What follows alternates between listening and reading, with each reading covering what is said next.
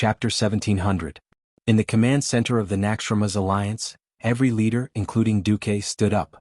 They could not hide the shock on their faces. What the hell was this? Cannonballs could not penetrate and even the Titan's energy could not affect it? Why don't you just fly in the sky? Suddenly the door to the command center opened. Tyron was still in the position of pushing the door open. Duque could see that there was something wrong with Tyron's eyes. Her pupils had also turned white. It was not the white of the scara, but a strange kind of white that could be distinguished from the scara of her eyes. That psychedelic glow made Duque think of a possibility. Duke Marcus, Arthas is going all out. That is, the Lich King's domain. As soon as this Tyron spoke, Duque knew who she was. Elun? Yes, the situation is a bit urgent. I attached a little of my will to my high priest. Sorry? Elun said.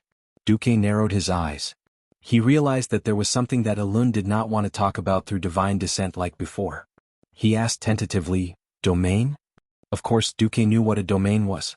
He was just not sure if the domain he knew was the same as the one in front of him. Look at the sky, Tyrant, who was possessed by Elun, said loudly. Oh. Everyone looked at the open skylight. There was still a dark cloud above their heads. Nothing. Wait. This evil aura was getting thicker and thicker. Elun smiled bitterly. Finally found out? I just found out. It seems that we have all underestimated Arthas. In fact, he is opening the largest canopy of the undead in history. From the day you set foot on this continent to prepare for the punitive expedition against him, he has been carrying out this step. Wait, if it is the canopy of the undead. Duque was confused. He is hiding very well, pretending to be defeated. In fact, while you are consuming the Scourge's troops, you are also helping him spread the aura of the undead into the sky. Once this huge canopy of the undead is completed, all the creatures shrouded under the canopy will be forced to gradually transform into undead. All the dead skeletons and wandering souls would be completely transformed into higher-level undying beings. Just now, Arthas finally launched the sky screen. Duque didn't say anything. He noticed that Elun had used the word ruthless. Look. Elun pointed with her finger. Countless undyings appeared in many of the videos. They emerged from the crevices of the cliffs, from beneath the snow, from the tiles of the ice-crowned fortress, and from the cracks in the decorations of the fortress walls. Originally, the undyings would have appeared as ambushers and caught the attackers off guard. Apparently, they didn't know what had happened. They actually ran out of control. This is, Elun said with certainty, I was right. Activating such a wide canopy of undead far exceeds the upper limit of the Lich King's control, so the price is that Arthas has to give up 99% of his undead subordinates. It was no exaggeration to say that the Doomsday Army was in a state of collapse and chaos. Since he had paid such a heavy price, Arthas's only choice was to try his best to recoup his losses. Magni clenched his teeth. Good. Arthas is ruthless. At this moment, Arthas's sole voice resounded in the sky. Have you finally found out? Unfortunately, it's too late. The great kingdom of the undead is already under construction. You will all become my people. My slaves. Don't even think about it. Servana scolded. It's too late. Perhaps you demigods are immune to my death curse, but as long as you are immortal, you will not be able to escape from my palm. Even if you leave Northrend now, the death curse will still accompany you and accelerate the countdown of your life. When you return to your warm homes in Lordaeron to reunite with your families, you will become the most ferocious undead, bringing your family, your friends, and your loved ones into the kingdom of the undead. Arthas's huge illusory head laughed maniacally in the sky above the ice-crowned fortress. He took off his helmet that symbolized terror and revealed his original appearance. Arthas, who used to be so handsome, now had a head of white hair that looked like a dead man's. His face was firm and well-defined, and now every curve of his face was full of evil and madness. His cheeks trembled, and the stubble on his chin looked like the hand of a devil. No, it's not too late. Tyrant, who was possessed by Elun, pointed at the ice-crowned fortress. As long as I defeat you before this canopy of undead is completed, everything will end. Hearing Elun's shout, Arthas stopped his maniacal laughter. He suddenly said, Yes. Come in. Come into my stage of righteousness and evil. Only the performers who stood on this stage could truly hurt the other party. Come, Duke Marcus. Come. Fools who think of themselves as righteous, let us fight it out in the ice-crowned fortress. With that, Arthas's huge illusory head disappeared. Jaina pondered for a moment. I think I understand what that damned realm of his is. Only those who are righteous or evil can enter. Those who are not on the stage cannot interfere with those on the stage. That's about it. Damn it, the Alliance's greatest advantage in long-range attacks has been nullified. Everyone was a little annoyed. They had originally wanted to fire their cannons and bombard the Alliance. But now it didn't seem like it would work. Oh, ah. Duque chuckled at first, then turned into laughter. Elun, you possess Tyron because you have started to suppress the expansion of the canopy of undead in the air, right? Yes, that's right. I'll leave the sky to you. Elun reminded, all right. However, the magic formation formed by the 7 nodes must be preserved. Otherwise, Arthas can switch back at any time and replenish his mana through the magical veins under the Ice Crown Fortress. Then Jaina and Kale, that's the 7 of you, stay here. Understood. Understood. Duke turned his head, his fierce gaze sweeping across every leader's face. Everyone, what the Allied army is going to do has never changed from the beginning. Since Arthas desires destruction, we will grant him destruction. Alliance heroes.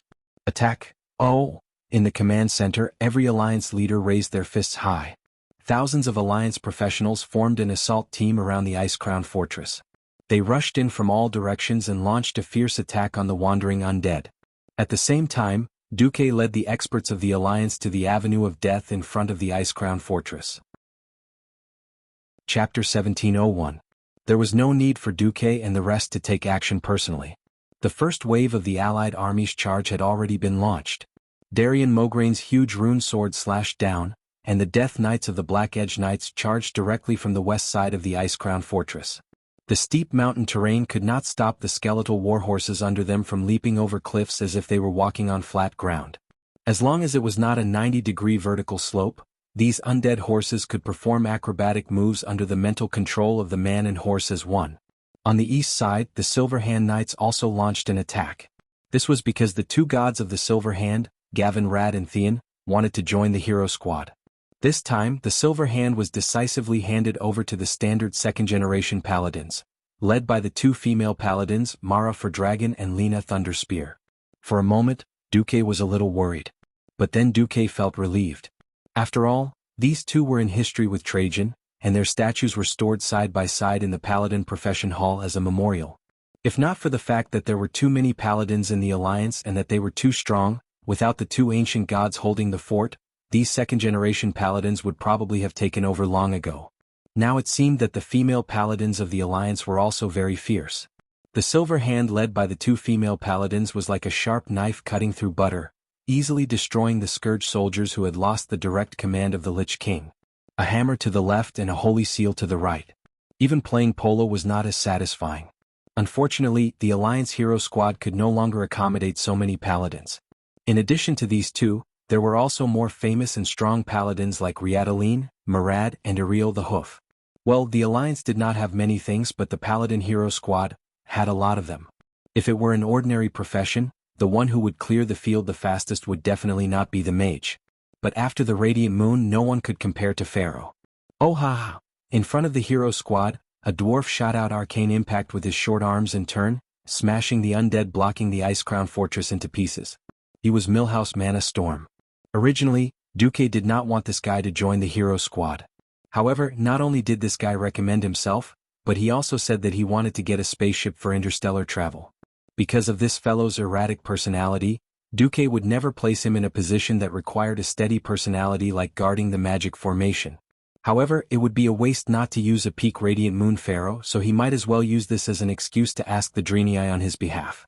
In the end, it was as if this guy was on steroids and had a strong desire to show off. Of course, he alone would not be able to clear thousands of undead. In front of the hero team there were 2 elite teams leading the way. They were the champions of the Alliance and the Horde who had shown in the Crusade. Sal had made up his mind to preserve his strength, but a group of his subordinates could not hold him back and took the initiative to ask for battle. Duque gave Sal a call. Prut. Humph. I've killed 18. I have 30. You have the nerve to show off to me after slaughtering the weakest skeleton? We're just elite monsters. Alliance warrior Sakagar bickered with Horde warrior Nahok Steelbreaker, his hands not holding back at all. In any case, their main task was to open the way for the hero squad, and it was up to them how far they could go. Seeing them, Duque did not expect Tyrion to say with emotion, "It's good to be young." Duque rolled his eyes. "You can come to me and get eternal life." Tyrion was silent. Duque did not try to persuade him. After all, Anduin Lothar had chosen to end the last of the Arthi royal bloodline through natural death. It was not only to open the way for future generations, but also to set a noble example. Even though Lothar was not a paladin, the paladins had always unconsciously used him and Wother Lightbringer as role models. So, looks like I'll have to wait until Return of the Legion to persuade them. People can change and fate can be changed. Duque had already done so much and gained so much success. He had to do his best to save this world that could be destroyed at any time. Walking up the long staircase sandwiched between two high platforms with goat horns, they stepped onto the huge platform that overlooked half of the Ice-Crown Glacier. Stepping on the ferocious-looking skeleton relief, they looked at the huge corridor that was more than 50 meters tall, and looked at the statues of evil spirits on both sides that emitted violent flags. Everyone in the hero squad cast their eyes on the huge vortex at the end of the corridor. It was a teleportation portal. Arthas had activated her domain, rendering long-range attacks ineffective and protecting the entire Ice-Crown Fortress from the attacks of cannons. However, the real interior of the Ice-Crown Fortress was behind this teleportation portal that was full of unknown things. At the entrance, everyone stopped and looked at Duque. At this moment, other than Jaina and Kale, that's who were in charge of guarding the 7 teleportation points, as well as a group of second-rate mages like Solarian, it could be said that the strongest people in the Alliance were here. In addition, there was also Lord Howl in his heroic spirit state and Varrock Salyafar. "Let's go. Let's end this," Duque said calmly. He gently reached out to the teleportation portal and used his demigod power to connect to the already stable teleportation portal. He was making sure that his group would not be teleported to some unknown place. Duque did not notice that Theon was tightly gripping the hilt of Ashbringer in his hand. After a short teleportation, the scene in front of them made the heroes murmur. Everywhere was filled with an evil icy mist, the bone-chilling floor, the ominous statues that always stared at people, and the huge chandelier that seemed like it could fall at any time and crush people to death. Everything gave people a feeling of fear and unease, but there were no enemies. This is the final battlefield, right? Arthas is not qualified to be the host. Even if there's number 21 gun salute, at least a few skeleton soldiers can come and play grave disco to liven things up. Gavin Rad whistled frivolously. This, of course, attracted the chuckles of many heroines. Only Theon frowned. Gavin Rad, all right. Don't take it too seriously. You're just too serious. You're so young but your hair is already moving upward. The veins on Theon's forehead bulged, the cross-shaped veins as obvious as they could be. One had to know that he was just over 50, and with a head of slightly orange hair and a full beard, he was considered a handsome man in the Alliance. On the contrary, although Gavin Rad was a handsome man when he was young, he had the momentum of developing into Mr. Mediterranean. If not for Duque teaching him to tie his hair in a bun, his image would be ruined. Just as Theon was about to explode, he suddenly remembered and smiled bitterly. "Thanks, brother." Chapter 1702. Those who were not directly involved would never understand the friendship between the 5 Silver Saints that people spoke of. This relationship had spanned a quarter of a century and had never faded, let alone been forgotten. As staunch believers of the Holy Light, they had wondered if they would die before they could fight the orcs and be destroyed by the high concentration of the Holy Light. After all, at that time, the Holy Knight was only a profession that existed in the theories of Archbishop Alonso's Fale. Azeroth had been recorded for 2,800 years. Was it that easy to be the first in recorded human history? Absolutely not. On the night before the change, although they had absolute trust in Alonso's, they still followed their teacher's instructions and left a will. For the next 14 years they fought on all fronts. They had thought that they would die on the battlefield, under the axes of the orcs, under the claws of the demons, or even under a terrible curse. But none of them had thought that they would die in the hands of their own disciple.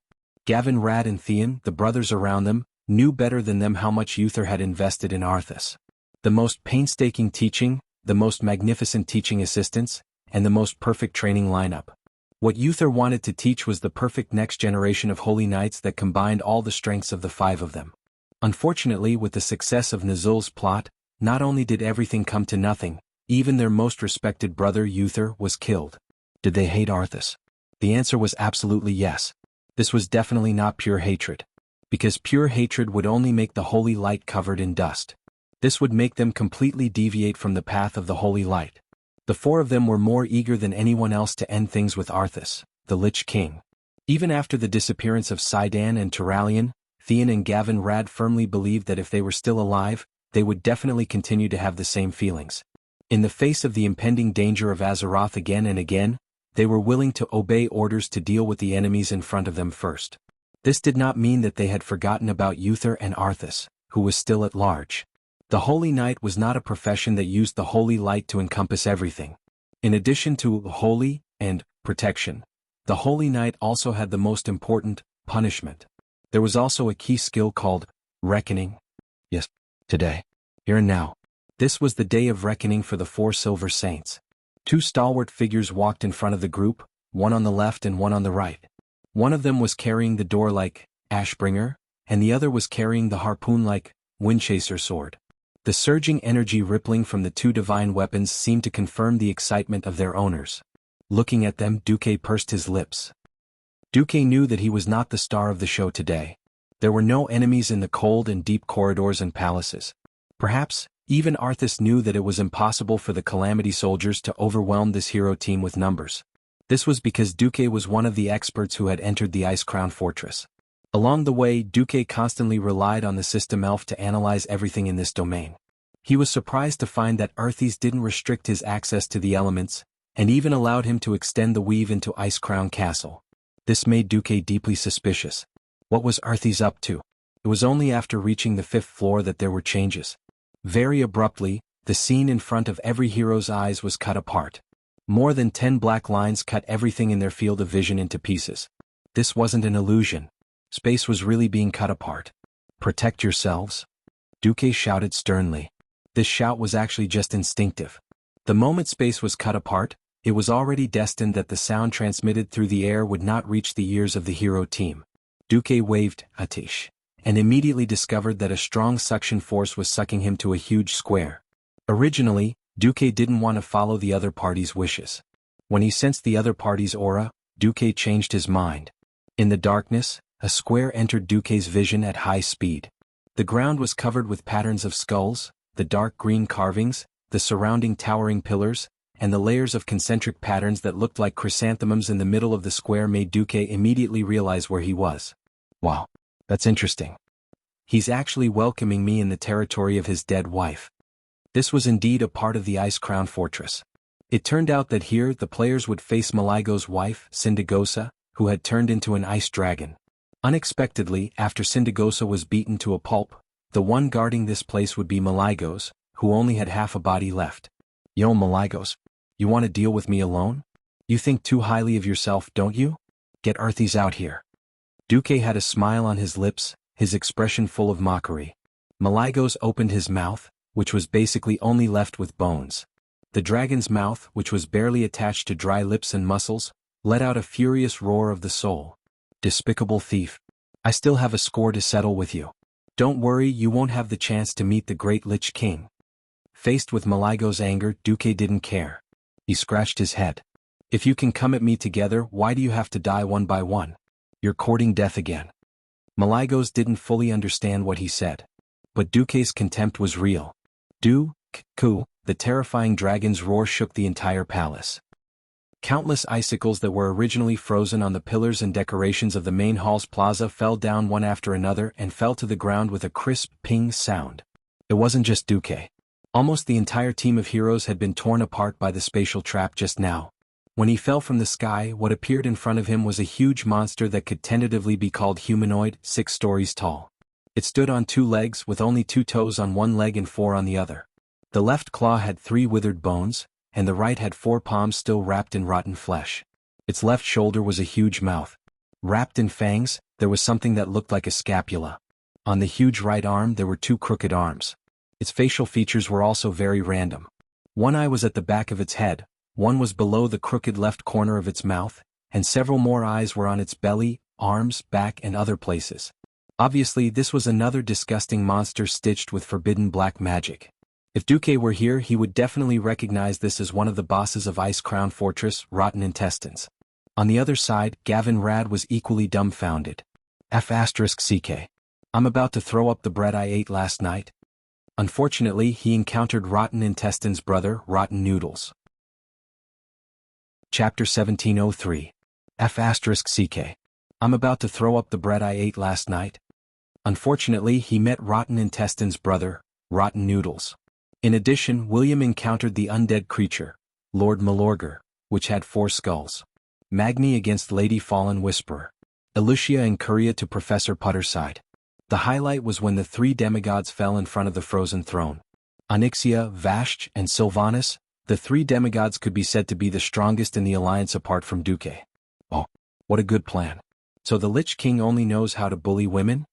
The human form Onyxia swung her long black hair with her right hand and put on a charming expression. On the frozen throne, Arthas did not move at all. After taking off his helmet, his pale face showed a rare look of ridicule. The great Azeroth guardian dragon actually has the cheek to say that you're a woman? Sure, I'll open a portal for you. You can leave Ice Crown Fortress by yourself. After saying that, Arthas actually opened a portal surrounded by a frosty aura. The top of the portal reflected the scenery outside. As long as Onyxia stepped out of the portal, she would be able to return to the Alliance's camp near the Castle of Evil. The problem was, would the Black Dragon Princess dare to do so?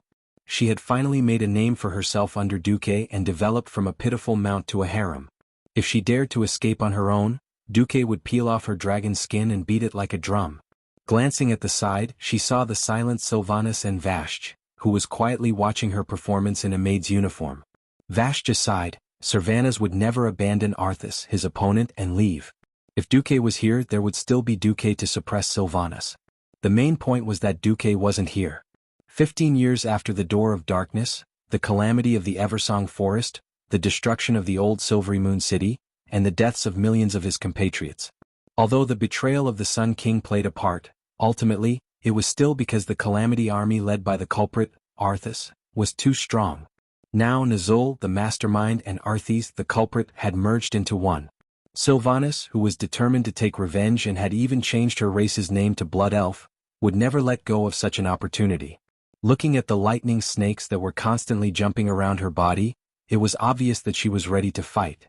Onyxia did not know how strong Arthas was, but looking at his Frostmourn's fury, she knew that she would definitely not be able to defeat Arthas. She didn't think that any of the 3 of them could stop the Lich King. She only knew that if she really ran, Sylvanas might be dead. How could Duque spare her then? The hesitation only lasted for a moment. In the next moment she caressed her face and teased, "Io, so annoying. Such a small portal you want to send away, who?" When she said the last 2 words, not only did Onyxia's voice become stern, she also transformed into her original form, the fearsome Black Dragon Princess. "Sister Sylvanas, if you don't mind, how about we fight the enemy together? Ignore the one in the maid uniform." "Okay." In the next second, Sylvanas turned into a stream of light and disappeared on the spot. When she reappeared, she was already standing on the back of Onyxia's neck. If there was a fatal weakness for a dragon, it would be here. There would not be any other place. Because this was the most difficult place for a dragon to take care of. Vashj laughed faintly, and at the same time she also turned into a 6-armed Naga. In the past she would always hold a bow, but this time her 6 slender arms were all close combat weapons. Nagas were not only sharp archers and mages, but also the sharpest close combat experts at the same time. Arthas was probably smiling, but the smile on her face was getting more and more radiant. Yet, for some reason, it gave off the feeling that it was a fake smile that didn't reach the eyes. He did not put on his helmet and just stood up, holding Frostmourne, and walked down his ice throne step by step.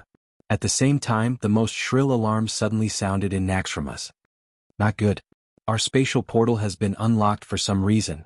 A radiant moon mage cried out. "Got it." Without saying much, Jaina took off her coat and quietly put on her epic-grade cloak. When she slowly walked in front of the portal in the center of Naxxramas with her staff in hand, dozens of translucent illusory skeletal palms appeared out of thin air. After an ear-piercing sound that was almost like scraping glass, the last barrier in front of the portal was completely destroyed. An incomparably dark door opened, and a great lich with a head that was completely different from its body stepped out of the portal. "Jaina Proudmoore. How disappointing. So the Alliance left you here to die?" The one who came was the former Sun King, Anastrian. Jaina's expression was incomparably calm. She had a look of understanding on her face. "Anastrian, do you really think we didn't expect you to attack Naxxramas?" As Jaina's voice fell, the portal behind the Sun King suddenly made a crisp crack sound. 1/10 of a second later, The portal he opened was crushed by an illusory red dragon claw that suddenly appeared. Less than 3 meters behind him, the humanoid red dragon sister appeared with her hands on her waist, standing there lazily. The name of the Dragon King was the best interpretation of strength. The Red Dragon Queen teased, "Oh, Arthas didn't miscalculate the comparison of strength, did he? He actually dared to send you out?" It wasn't just Alexstrasza. Not far to the right of the Sun King, a portal formed by the swinging of fire elements opened, and a figure familiar to the Sun King stepped in. Isn't this the son who betrayed me?" If the Sun King still had muscles on his face, this would be an extremely sarcastic and mocking smile. Unfortunately, a skull made of ice could not express any facial expressions. "Kale," that said softly, "I came today to make a final end to our relationship, father." Ga. The sound of the ice skull's upper and lower jaws constantly opening and closing was quite unpleasant to hear. Anastrian laughed. "No. My child, as long as you are my child for a day, you will always be my child. You can't get rid of the destiny that I have bestowed upon you." The Sun King spoke with such certainty that it gave Kale, that's an ominous premonition. Could it be that this former father of hers had some sort of backup plan? Chapter 1704. Ha ha ha. Alexstrasza was the first to laugh wildly. Ha ha ha. "Bones, so you didn't become a lich but a clown? What a good joke. I haven't heard such a funny joke in 20,000 years. The red dragon Big Sis smiled beautifully. One could see the outline of her exposed abdomen. Jaina's face was cold and she spat out her venomous tongue mercilessly. "Enough. Anastrian, your dirty soul that betrayed your people has no right to talk about inheritance and the fate of your descendants. From the moment you sold your soul to the Lich King, you are nothing but a pile of smelly bones." Only Kale, that's the former prince who used to smile gently and elegantly, now had a gloomy expression.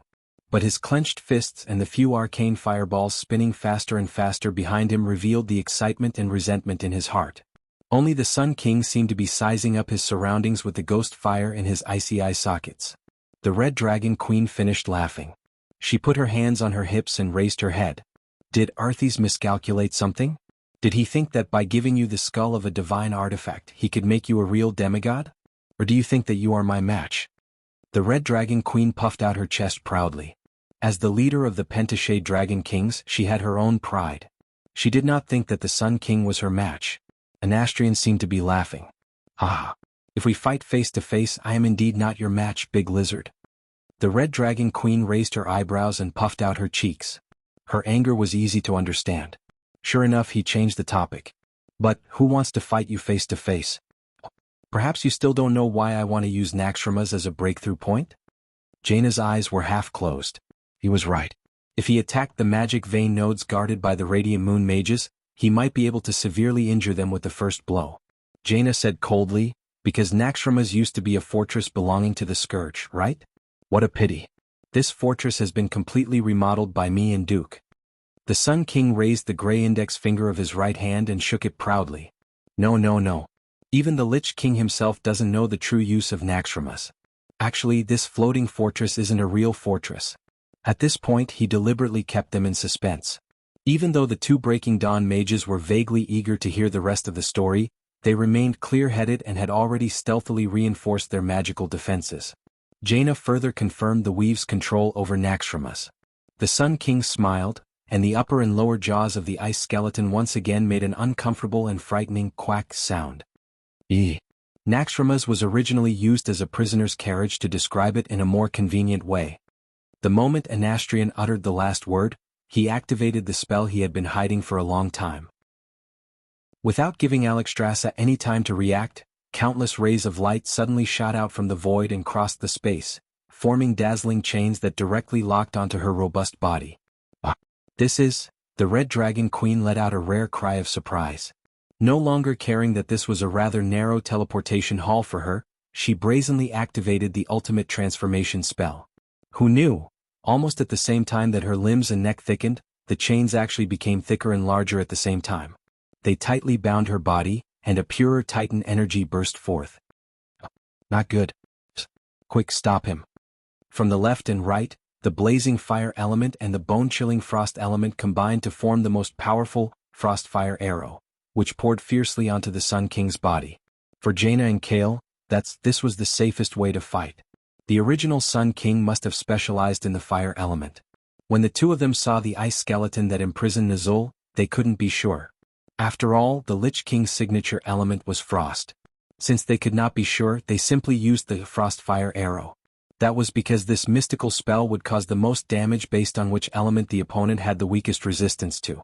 In order to deal with today's battle, the two had spent a long time practicing. But it did not seem to be effective. Hee hee. The Sun King let out a hair-raising sound like an owl. The extremely exaggerated ice shield on his body, with at least 30 layers, firmly resisted the joint casting of the two. At the same time, he continued to drag the Red Dragon Queen into this mysterious prison. Jaina and Kale, that's faces were as white as a sheet. They had miscalculated. Just as no one said it, no one would know that Otter's true purpose was to imprison the ancient gods, and the rest were secondary purposes. Used to seeing Naxxramas flying around as a flying fortress, who would know that this thing was originally used by the Titans to imprison dangerous species or local gods on a certain planet and transport them back to the Pantheon for research? Jaina gritted her teeth and suddenly shouted, "Tarim!" A huge figure appeared almost in response. He punched through the wall of Naxxramas' teleportation hall, and his huge body, so huge that it was difficult for mortals to look up, squeezed into the teleportation hall. Tarim, whose eyes were bursting with Titan energy and lightning, hammered down, and an explosive ball of lightning exploded where the Sun King stood. Unfortunately, he seemed to have activated Flash at the last moment and dodged it. Tarim's rumbling voice echoed throughout the teleportation hall. "I didn't expect you to find such a loophole. Damn you Maligos." Needless to say, to know such a top secret, it was definitely not the Sun King, who only had a lifespan of thousands of years. Only Maligos, who was also a guardian, would keep such a secret. Jaina's hands were not hesitant, and a series of spells followed. "Sun King, do you have the ability to lock all the guardians in the prison?" The Sun King could not help but feel a little bitter at this time. How is this possible? As the strongest dragon aspect, Alexstrasza's strength was definitely the top among the guardians. Unless it was the demon soul, that had her own soul back then, how could she be suppressed so easily? One dragon aspect was enough to give the Sun King a headache. However, the Sun King actually had a backup plan. But, since I have inherited Nazul's ice skeleton, it also means that I have inherited his huge mental power. With his evil words, an incomparably terrifying mental energy pressed toward Tarim, Jaina, and Kale, that's at the same time. Chapter 1705. Ugh. Even though Duque had already reminded them to prepare protection in this area, Jaina and Kale, that still felt overwhelmed. They both knew that this was under the premise that the Sun King did not use them as the main target. Tarim, who was on the other side, was in the most pain. His huge body knelt down on both knees, his hands clutching his temples hard, and his mouth made indistinct sounds. Ah! Although most of the guards near the teleportation hall of the fortress had been secretly invited away, there were still some paladins here in order to avoid being discovered by the enemy that might invade. At this moment, all existences below the hero level let out painful howls. Jaina's forehead was full of cold sweat. She had to admit that she had miscalculated. Alexstrasza's mistake in being trapped was the biggest miscalculation. This meant that the strongest combat power on the Allied forces' side had been directly sealed, even if it was very likely to be temporary. Khadgar, do you hear me? Can you do anything?" Jaina urgently called for help through the magic net. "I have no choice. Perhaps no one in the Alliance is good at resisting mental attacks. But I know of one existence. Go!" Jaina shouted in the sea of consciousness. Inside Naxxramas, a mental shock wave that was 100 times stronger than the raging waves repeatedly washed the nerves of every living creature in the fortress. Soldiers with weak mental strength had already begun to bleed from their eye sockets and ear holes. If this continued, a large number of people would die here. Kale, that's face was pale, and he cried out in his heart that he had miscalculated. Duque had calculated that the Scourge army might use this former Scourge fortress to cause trouble, and even that an Astrian might come in person. Unfortunately, Duque had miscalculated the strength of this Sun King. No one had thought that Arthas would actually give the ice skeleton that Nazul had used before to the Sun King, making his strength so terrifying. In just a few seconds, the tens of thousands of soldiers in the entire fortress were completely paralyzed. Everyone almost suspected that it was not an Astrian who had come, but the real Lich King Arthas. At this moment, a female voice suddenly came from the void. "Umph. The voice was clear and cold, but it gave people a sense of confusion. It was as if the voice was not a voice, but an auditory hallucination. It was this voice that instantly brought Anastrian's unending spiritual waves to a halt. It was the haze of day. It was a jade-colored dream. Jaina suddenly realized who she was. An illusory and beautiful green dragon head appeared in the air above the teleportation hall. Even though the head had shrunk a lot, everyone could easily recognize it as Isra. Tsk. It's not that simple, is it? The Sun King spat and had no intention of retreating. Isra, who was in charge of the Emerald Dream, might not be able to leave due to the changes in the dream world. It was still possible for him to help out a little. After all, the ones here were not the undead who had been forced to step into the realm of the dead and had no resistance against mind control, but thousands of living humans with vibrant bodies and surging vitality. Even the demon of 1,000 throats, Yogg-Saron, who was also a master of mind control, did not dare to guarantee that he could control a guardian in an instant. Even for the other guardians who were betrayed by Loken, Yogg-Saron had to spend a long time peeking into the target's mind and breaking their hearts from their weaknesses before he could truly achieve a more perfect control. You have no chance.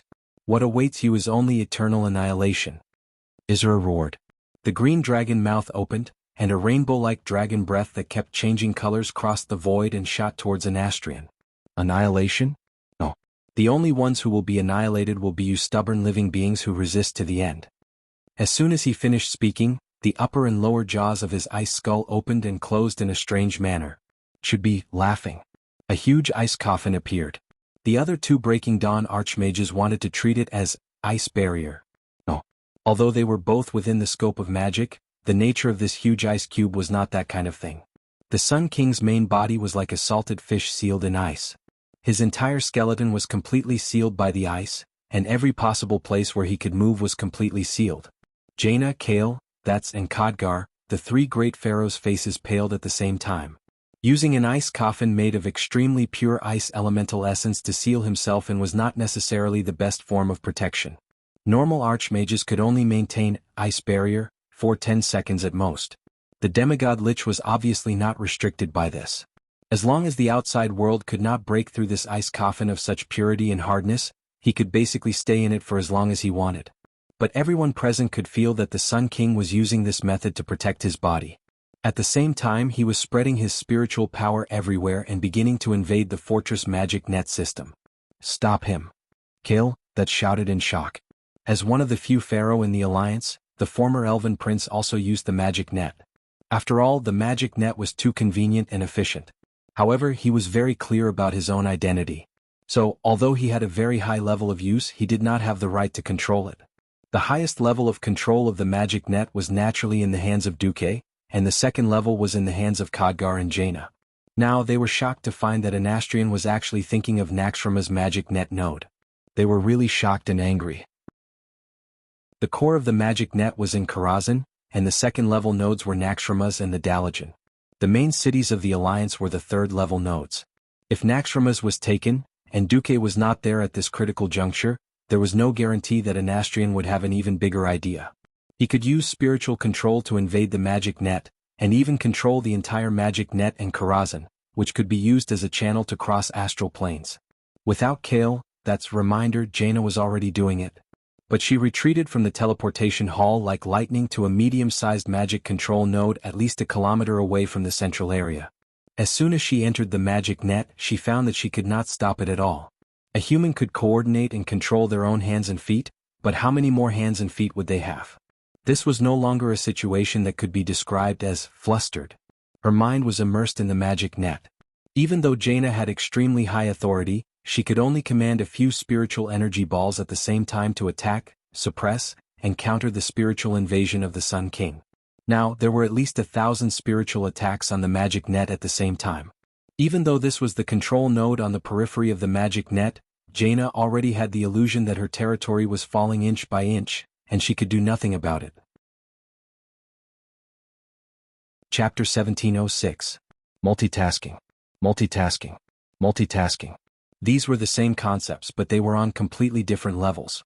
At best, Jaina could multitask. Dealing with 10 or so people at once was already her limit. Karthika had been dead for 26 years. He had been shocked by Duque's 100 hands, and by spreading out his spirit to read multiple books in Karazhan's library, he had trained his spellcasting abilities. After so many years of training, Karthika had turned himself into a super spirit world creature that could do hundreds of conflicting things at the same time without messing things up. Karthika's abilities were already very exaggerated. What was more hateful was that the ice skeleton kill Jaden had personally created gave Anastrian the ability to control more than 1,000 spiritual energy beams to attack the weave. No. We can't hold on any longer. In the weave, Jaina and Karthika cried out in despair at the same time. Karthika had called for help. The Dark Witch Farina and the Great Astromancer Solarian. Not enough. A drop in the bucket. Jaina gritted her teeth. Open up access to all Morning Star and above wizards in the Alliance and ask for their help. Don't hesitate. No matter how bad it is, it's better than being taken away by an Astrian. At most, I'll go ask for forgiveness from Duque. Jaina made the final decision. In the next second, Jaina's voice rang through the entire weave. I am Queen Jaina Proudmoore of Kul Tiras. The weave is now under attack by the former Sun King, an Astrian Sunstrider. I request all weave users to help repel his attack. On the other side, Jaina was trying her best to resist the Sun King's spiritual attack. On the other side, Kale, had summoned his phoenix. He risked self-destruction to merge with his phoenix once more, obtaining the power of a demigod. This was because his dead father's ice coffin was getting bigger and bigger, and he had no choice but to use high-purity fire elemental magic to resist the expansion of the ice. Beside him, Torim had already retreated. Under this level of spiritual attack, he could not do anything at all. That damned lich. Torim cursed fiercely. This was because the flaw in his mind had already been found, and the illusion of his deceased wife was constantly attacking his spiritual sea. It was unknown if an Astrian had been forced to switch from playing with fire to playing with ice, resulting in some unknown flaw. He also attacked Kale, but his mental attacks were mostly neutralized by Kale, blazing mental fire. The situation suddenly entered a stalemate. Otter's guardians were all mentally flawed. If Torim could not handle it, then the other three were even more so. It would be hilarious if Freya were to come up and be forcibly controlled to betray them. It wasn't an exaggeration to say that the Sun King alone was holding up 6 demigods and 2 Breaking Dawn powerhouses. Perhaps we've all underestimated the Lich King? Jaina could not help but think of her childhood friend. The fierce battle continued in Ice Crown Fortress. Be careful. Just as William shouted, Valilla, who was beside him, leaped away. Almost at the same time that the female elf dodged, a terrifying storm descended. Lord Malorgar, an undead creature with green soul matter as its core and white bones as its support, brazenly unleashed a skill similar to Whirlwind Slash. The white bone spikes that were fixed on the soul energy ball suddenly opened up and spun at a high speed. It looked more like a terrifying blender. Everything that was touched by the white bone would be crushed into pieces. What made William's scalp tingle was that after Lord Malorgar unleashed Bone Storm, he was advancing towards Brawl Bearskin, who had just been hit by a huge Lord of Calamity's thorn. A huge bone spike had pierced through this elven druid's waist. It was unknown if Brawl's internal organs had exploded. No matter who it was, being pierced through the abdomen by such a 2-meter-long bone spike that was as thick as a human thigh would definitely be in excruciating pain. Even under such extreme pain, Brawl was still yelling for William to ignore him. William gritted his teeth and leaped high, finally using his precious leap slash skill to smash the bone spike on Brawl's body. Actually, he had unknowingly made the right decision. Almost at the same time that he destroyed the bone spike, Brawl rolled to the side and dodged the bone storm of the undead leader. Blood splattered all over the ground, and William could see an organ that looked like a pig's kidney almost falling out of the big hole in Brawl's waist. Brawl's eyes were sharp and he quickly scooped it up. No need to look. He won't die just yet. Valilla pulled Varian back. Although Brawl's face was extremely pale, his chanting and his hand gestures were not messed up at all. A ball of emerald light rose from his palms, and he pressed it onto his abdomen. The huge bloody hole started to heal at a speed that was visible to the naked eye. In just 3 to 5 seconds, the bloody hole disappeared, and in its place was a new belly. Brawl laughed bitterly. I just barely managed to get my organs back in place. I need at least 3 minutes to recover about 30% of my battle power. William's hands trembled and he clenched his teeth. Leave this battle to us. In countless life and death battles, Brawl had guarded their backs. This time, it was their turn to protect this respectable brother of theirs. William merged the 2 divine weapons in his hands, forming a huge divine sword. His sharp gaze swept across Lord Malorger's body. For skulls are not enough. You better have 1,000 heads for me to chop off. In the next second, he turned into a strong gust of wind and blew towards the huge undead leader. On the other side, in a hall filled with skulls, Magni and Chandri's Feathermoon were fighting against the Church of the Cursing's Lady Deathspeaker. The flames from the Balrog's warhammer engulfed a huge humanoid monster that was as tall as 3 people. However, more monsters continued to pour out from the side doors on both sides of the hall. More than 10 supporters and zealots of the Church of the Cursing chased after the seemingly weak General Feathermoon. She was over 10,000 years old, but because she was Tyron's adopted daughter, she was a generation lower. While Tyron was talking to the leaders of the Alliance as equals, Chandri's was rather bitter. It was destined that she could only vent her frustrations in battle. Even though she was being chased by more than 10 powerful believers of the Church of the Cursing, this elven general who was in charge of guarding one side of the hall lightly stepped on a pillar 3 times and flew into the air.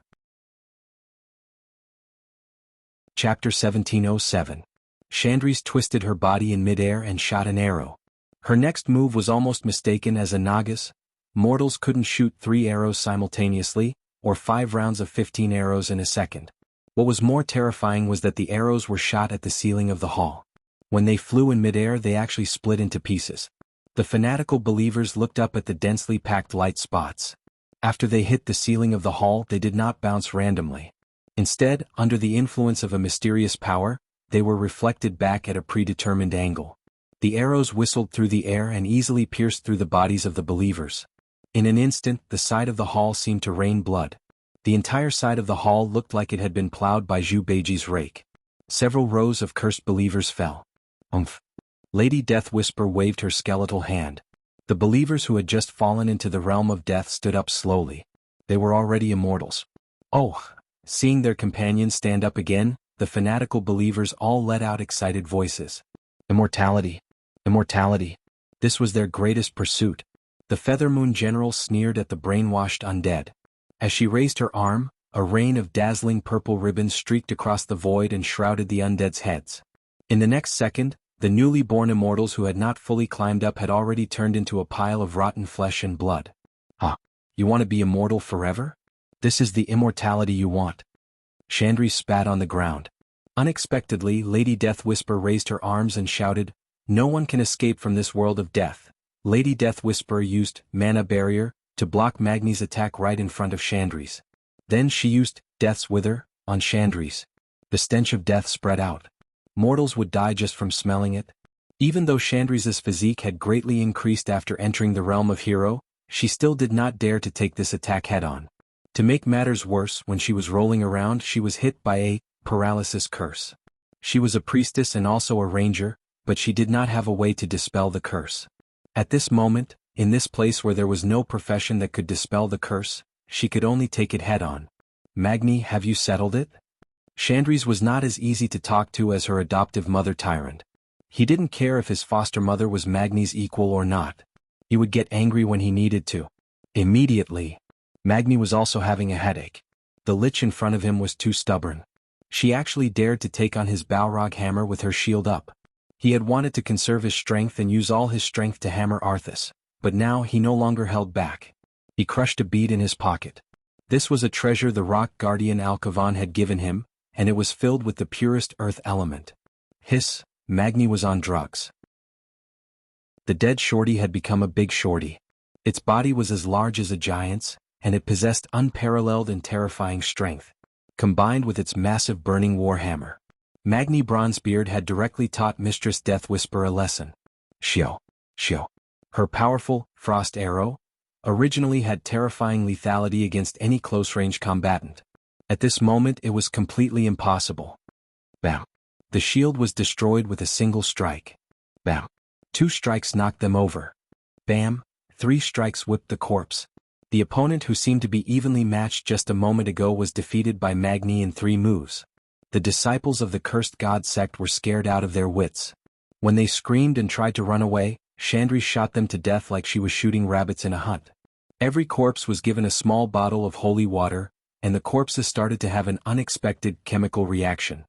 The corpses, whose souls and bodies had been corroded by the darkness, started to melt as if they had been poisoned by the corpse-dissolving water. Everything was done.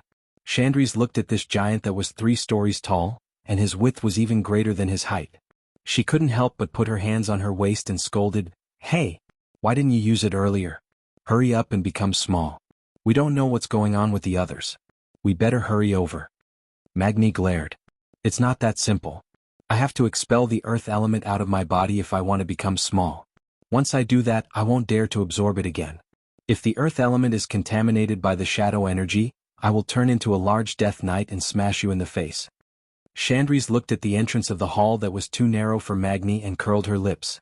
She was clearly saying, "Do as you see fit." Magni rolled his eyes. He could only expel half of the earth element. In the middle of the ice-crowned fortress, King Varrock Salyafar was swinging his axe and smashing his son, who had become a scourge death knight, at Drano Salyafar. Behind the father and son who were separated by life and death, was Grom Hellscream, who was silently watching the battle with Bloodhowl. Lord Howl was silent. The father and son before him represented the greatest sin of the Scourge army. It was already sad enough that the old had to bury the young. Now the father had to bury his son again and destroy him with his own hands. Ignoring the continuation of life and trampling on the ethics of the human world, this was the Lich King's doing. Grom basically didn't make a move unless he saw the mutated blood fiends summoned by young Salyafar. These inferior monsters could bully professionals who had just stepped into the realm of heroes, but against a top-tier hero like Grom, it was a piece of cake. What was even more amazing was that young Salyafar was a typical blood death knight. His moves were useless against Lord Roar, who was a pure energy creature. This gave Lord Howl more confidence to hold the line for Varrock. For the Lich King, poor child, not every small battlefield was dominated by the allied army. There were clear victories, and naturally there were also those who were at a disadvantage. Although the allied army was the cream of the crop from tens of millions of people, those who could obtain a place in the Scourge army, which had hundreds of millions of undead soldiers, were not weak either. The entire ice-crowned fortress was filled with fierce battles. In the square of the hall that originally belonged to Syndagosa, Malygos attacked Duque with beautiful magic while provoking him with words. "Ah, are you ready? Soon you will see your Sylvanas transform into the queen of the undead. And that little female dragon of yours and that filthy Naga." With a wave of his claws, Malygos summoned another terrifying ice storm. This was Ice-Crowned Fortress, Arthas' home ground. In terms of dominating the ice element, the Lich King's faction had an absolute advantage. Duque didn't just use the fire element to fight against it. Chapter 1708. Arthas was sitting on a magical ley line, while Duke was using the wirelessly connected weave to exhaust his mana. There was a natural gap between them. Duque very cleverly summoned over 100 hands of magic and used arcane barrage to continuously defeat the icicles that were flying at him. When Malygos gave up control of the frost element, Duque slowly seized control and purified it with holy magic. "Ah! His Majesty the Lich King is already killing your woman. You stole His Majesty's woman, and now His Majesty is here to steal yours." Malygos kept spewing trash talk which made Duque quite unhappy. Malygos was a madman. Duque had known for a long time. Not only was he arrogant and crazy, but he also had no integrity. In the Battle of Ancient Times, if he hadn't let the weakened blue dragons attack Neltharion in a rage, the blue dragons wouldn't have been wiped out, and his wife wouldn't have died just like that. After his wife died, he was afraid that his wife's ghost would haunt him, so he let her grieve in the far north for 10,000 years. Later, when his wife's corpse came back to life, Malygos didn't clean up after himself. Instead, he had sex with a red dragon girl who could be his daughter in the magic pivot. He even played sadistic games and tortured her into insanity. Duque never knew why there were players who liked Malygos before he transmigrated in his previous life. Anyway, this guy might have been a bit like a dragon king before the Battle of Ancient Times. After that battle, this guy didn't do anything good. Even in his experience, Duque couldn't find anything excusable. Malygos' mouth really angered Duque. Wasn't Duque afraid that Sylvanas would become the undead queen again? Yes, of course he was. Before he transmigrated, Duque still had some longing for the valiant Sylvanas who wasn't queen, but now Duque didn't think about it at all. Who would want the woman who had been by his side for so many years, who was connected with him, and who was even willing to have children with him to suddenly become a cold and terrifying corpse? Get lost. Only a moron would be willing. To be honest, Duque couldn't wait to destroy Arthas as soon as possible. He wanted to completely eliminate this terrible possibility that was infinitely close to zero. There was a moment earlier when Duque still had a chance to break through Arthes's trap, or at least bring Servanas back to his side. But when Duque discovered that Servanas's fighting spirit had skyrocketed after sensing Arthes's aura, Duque decided to give up. If you love someone, you must accept all of them. Duque looked forward to the Queen of Greece, who seemed to have walked out of the illusion into reality. He loved her courage to take responsibility for what she did and her courage to break free from her fate in the face of adversity. Naturally, he had to accept her anger and hatred. Not only Queen Sylvanas, but the Windrunner sisters would never let Arthes go. However, eldest sister, third sister, and fourth sister buried this hatred deep in their hearts, while Servanas showed it all on his face. Let her be. If she didn't try, if she didn't do her best, she wouldn't give up. The only question now was, would Arthes defeat Queen Sylvanas first, or would Duque take care of Malygos first? After a few minutes of probing, Duque had a rough understanding of Malygos. Among the undead dragons, bone dragons that fought with basic instincts and under the command of high-level undead were the weakest. Because after losing their elemental dominance and spellcasting abilities, bone dragons seemed very strong, but in reality, they couldn't even beat a living dragon of the same level. After all, muscles and tendons were quite obvious bonuses for a dragon's melee attacks. One level higher were ordinary ice dragons. They already had bones, and because they still retained a relatively complete soul, they could control the elements and release simple frost dragon breath. Among the undead dragons, one level higher were like Syndagosa. Although she had lost the ability to think independently, 10,000 years of hatred made her soul extremely powerful. Magic was based on the existence of the soul. The strength of the soul also led to the improvement of spellcasting ability. If not for Malygos, the one standing in front of Duque today would have been his dead wife, Syndagosa. And the highest level was undoubtedly an undead dragon like Malygos.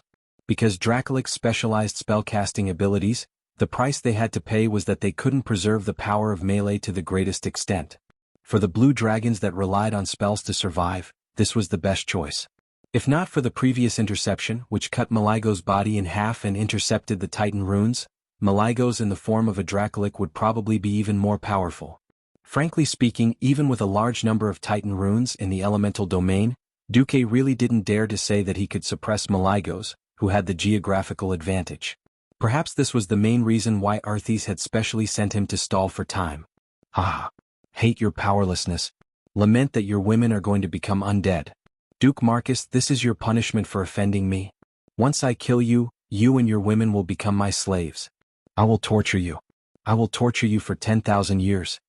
Malygos, who was in a state of madness, kept shouting. Duque didn't know if he should curse at the Blue Dragon King who had completely let himself go after the fall. In the sky, the dancing snowflakes quickly gathered at one point under the Dracolica's control.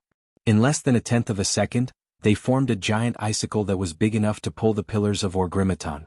When he threw the icicle at Duque, dozens of shining blue arcane missiles pierced into the icicle like spears. The arcane energy killed the frost elements and caused an intense explosion. The destructive power spread out and accelerated the icicle's collapse. The splashing frost elements in the form of ice shards and mist shot countless snowflakes in all directions. This scene was like the fireworks that Duque had seen on New Year's before he transmigrated. Unfortunately, there were only two monotonous colors, snow white and arcane blue. Ah! Duke Marcus, you're finished? As long as one member of the hero team dies, your invincible legend will be shattered. They will immediately join the Calamity Army and defeat the heroes that you're so proud of one by one like a snowball. Just wait to face the Calamity Army formed by your women and subordinates. Is that so? Duque smiled faintly. He had to admit that Malygos' words were a little bit right. All along, there had been too many powerful people who died in the early stages of history. When the return of the Legion came, there was always a sense of heartache. For so many years, Duque had been holding the command of the hero team. This was what he was afraid of. Victory kept accumulating and Duque was a little worried again. He was like a nanny or a spoiler, telling everyone the enemy strategy in advance and then winning. Would such a victory be able to temper a strong individual to take charge of an area? Chapter 1709. The alliance was getting stronger and stronger. However, after Duque came to power 15 years after the Dark Portal, the new ballads that were sung in the taverns lacked a sense of history. A victory without sacrifice could preserve vitality to the greatest extent, but on the other hand, it couldn't sharpen the strongest will. Gradually, Duque discovered that there was an uncontrollable blind optimism in the upper echelons of the alliance. Yes, the 3 leaders of the Burning Legion had fallen, or at least that was what it looked like. The 2 ancient gods had also been defeated. What could stop the alliance's hero team? No one said it, but that was what they all thought. In such a good situation, it seemed that everyone was a little complacent. Duque couldn't imagine what would happen if they continued to maintain this mentality when facing the Burning Legion's apocalyptic attack. But he couldn't deliberately lose a battle of this level. He could only hope that there would be a suitable battle. It was difficult. Phew. Letting out a long breath, Duque's eyes became determined. He understood his future path a little bit, to delegate power and let the leaders face the storm alone. This path might be difficult, and it would be accompanied by blood and sacrifice, but it was necessary. But before that, he had to defeat Arthas first. The magic that was bombarding him seemed to have nothing to do with Duque anymore. He fell into a strange state of tranquility. A tish was raised high in his left hand as if to show off, and the bright arcane light almost blinded Malago's ghost eyes. In fact, Duke's right hand, which was behind his back, was actually holding his Song of Light and Shadow. System Elf, activate Arcane Storm in 10 seconds. Understood. In 10 seconds, the situation on the battlefield, which had almost become a fixed pattern, suddenly changed. Malygos was caught off guard by this fierce attack that came almost without warning. The aura of almost squeezing out every drop of magic power really shocked Malygos. According to his estimation, not only did Duque exhaust the magic power of the magic circuit in his body, but he also didn't let go of the magic power of the external magic net circuit attached to it. For a mage like Duque who grew up in the orthodox way, arcane magic was the absolute foundation. Without the support of the arcana technique, it would be difficult for him to use the ice and fire elements smoothly. Duque's actions were tantamount to destroying his own foundation, at least in the short term. Is Duque mad at me? Or is Sylvanas really his reverse scale? Malygos sneered in his heart. Both of them were top-notch magic elemental magic.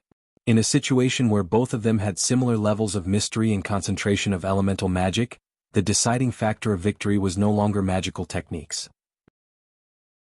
The key to victory was usually the amount of elemental reserves, vitality, and magic resistance of each other. From Malygos' point of view, he had the support of the Lich King's magical ley line, while Duque had the magic net that connected the 4 major elemental realms. In a situation where they could not cut off each other's elemental supply, this battle would become a long one. That was exactly what he wanted.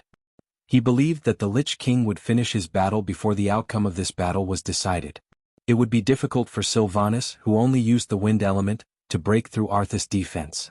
While the power of lightning was impressive, it would be difficult to defeat Arthas, who had the home advantage. When her offensive weakened, it would be the end of the battle, and Arthas, who had more stamina, would win. Malygos did not know that Duque had made the same judgment faster than him. Tens of thousands of arcane energy beams, which looked like turbulence but were actually precisely calculated by the system, shot out in less than 1/100th of a second. They collided with each other and then bounced out at all kinds of unimaginable angles like pinball balls. Faced with such an exaggerated and seemingly chaotic group attack, Malygos did not react at first. He thought that it was absolutely random. That was until he saw, to his shock, that the ice storm he had pushed out to meet the arcane storm was easily destroyed. Every ice prism was blown up by an arcane energy ray that was shot at the most scorching angle at the most precise angle. Be it large or small, the ice elemental clusters were all scattered, turning into true elemental turbulence. For the first time, Malygos found that he had lost control of his large-scale spell. The ice tornado, which should have been spinning wildly in a clockwise direction, suddenly showed signs of collapsing. Left with no choice, Malygos roared and stretched out his claws, using almost all the ice elemental clusters he could summon at that moment to pour into the ice tornado in front of him. Under his all-out attack, the ice tornado, which had been slightly scattered and shrinking, expanded again. Its size was at least twice as large as before. But Malygos immediately realized that something was wrong. The arcane storm's energy beam was still spicy and tricky, but the total amount of arcane elements injected was obviously not right. This was a classic case of a lack of follow-up. Arthas could not completely exclude other elements from entering the fortress, so naturally he could not completely cut off the magic power and elemental supply from the magic net to Duque. This seemingly unexplained drop. Ha! Malygos roared angrily and spat out a mouthful of dragon breath at Duque. The former Dragon King's dragon breath was powerful. But in the eyes of an elemental sculpting expert like Malygos, dragon breath was simply a torrent of energy. It was powerful, but the efficiency of using the elements was too low. He couldn't care so much. Under his nervous gaze, he didn't know if he was lucky or not. The dragon breath that gathered the incomparably pure ice elemental clusters was like a raging wave. It easily eliminated the interference of the large and small arcane energy beams and hit Duque, who was originally standing on the steps of the square. There was no ice barrier, no magic shield, not even a trace of panic. The moment before Duque was completely engulfed by the frost dragon breath, Malygos saw the mocking smile on Duque's lips. That was the smile of a cunning scheme succeeding. At that moment, Malygos felt that his heart, which had stopped beating long ago, seemed to have regained its vitality. Then, because of the most intense shock, it suddenly jumped. Not good. Malygos cried out. It's too late. At that moment, 100 meters above Malygos' head, an arcane energy cluster that seemed to be unable to cause any damage to the Dracolich suddenly exploded. The real Duque appeared. At the same time, Duque shot out like a cannonball and crashed into Malygos at high speed. With a thought from the Dracolich, ice dragon ghosts of various sizes appeared in the void beside him. They opened their mouths and released countless powerful ice elemental magic attacks. These spells hit Duque, who was charging down at high speed. It was like a surging wave crashing into the bow of an icebreaker and then parting to the sides. However, the waves that were knocked away were made of white ice elemental lines. Chapter 17:10. This is, as if mimicking the constriction of a human's pupils, the two soul flames in the eye sockets of Malygos' dragon skull shrank instantly. The muscles on his face that had dried up due to the loss of life could not reflect the former Blue Dragon King's shock and anger. However, the elemental waves on his body clearly showed that he was temporarily out of control of the surrounding elements. Even if this temporarily only meant less than 1/10 of a second. In a battle between demigods, this was enough. The ice elements that were thrown out were harder to retrieve than water that was spilled. On the surface, it looked like he was going all out, but it turned out to be Duke's bait. Malygos played all his cards at once. It was a classic big move that missed the enemy, and he felt extremely uncomfortable. The ice dragon spirits that he summoned were the soul cores of the ice dragons that Duque had destroyed in Rotterdam. After Malygos, the Blue Dragon King, surrendered, Arthas was no longer interested in holding on to these dragon spirits. He only wanted to hold on to Malygos' soul cores. Malygos hoped that these ice dragon spirits could interfere with Duque, even for a moment. He was destined to be disappointed. His subordinates from 10,000 years ago were useless. Duque raised a tish high in front of him. The blue light that bloomed from the drumstick was a strange spell made of high-purity arcane energy. It was similar to a subspace effect. All the elements that crashed into it were repelled without exception. It was not a matter of whether the elements could cause damage, but the air around the tip of the staff did not allow any form of energy or elements other than Titan energy to exist. This was the crushing of a high-level mystery against a low-level mystery. "Don't underestimate me," Malygos roared. Facing Duque, who was diving down, Malygos stretched his neck and bit at Duque with the speed of a viper's tongue. He had to admit that this move was a bit unexpected. The strongest thing about dragon liches was their magic. Their spellcasting ability was so powerful that it was easy for people to forget that they were dragons before they were liches. The sharp teeth of a dragon could tear apart 99% of the existence in this world. Even Duque, who already had a demigod body, was definitely not in that 1%. Bitten? Almost there? Just from the taste alone, Malygos knew that he was about to bite Duque. Duque was practically delivering himself to the dragon's mouth.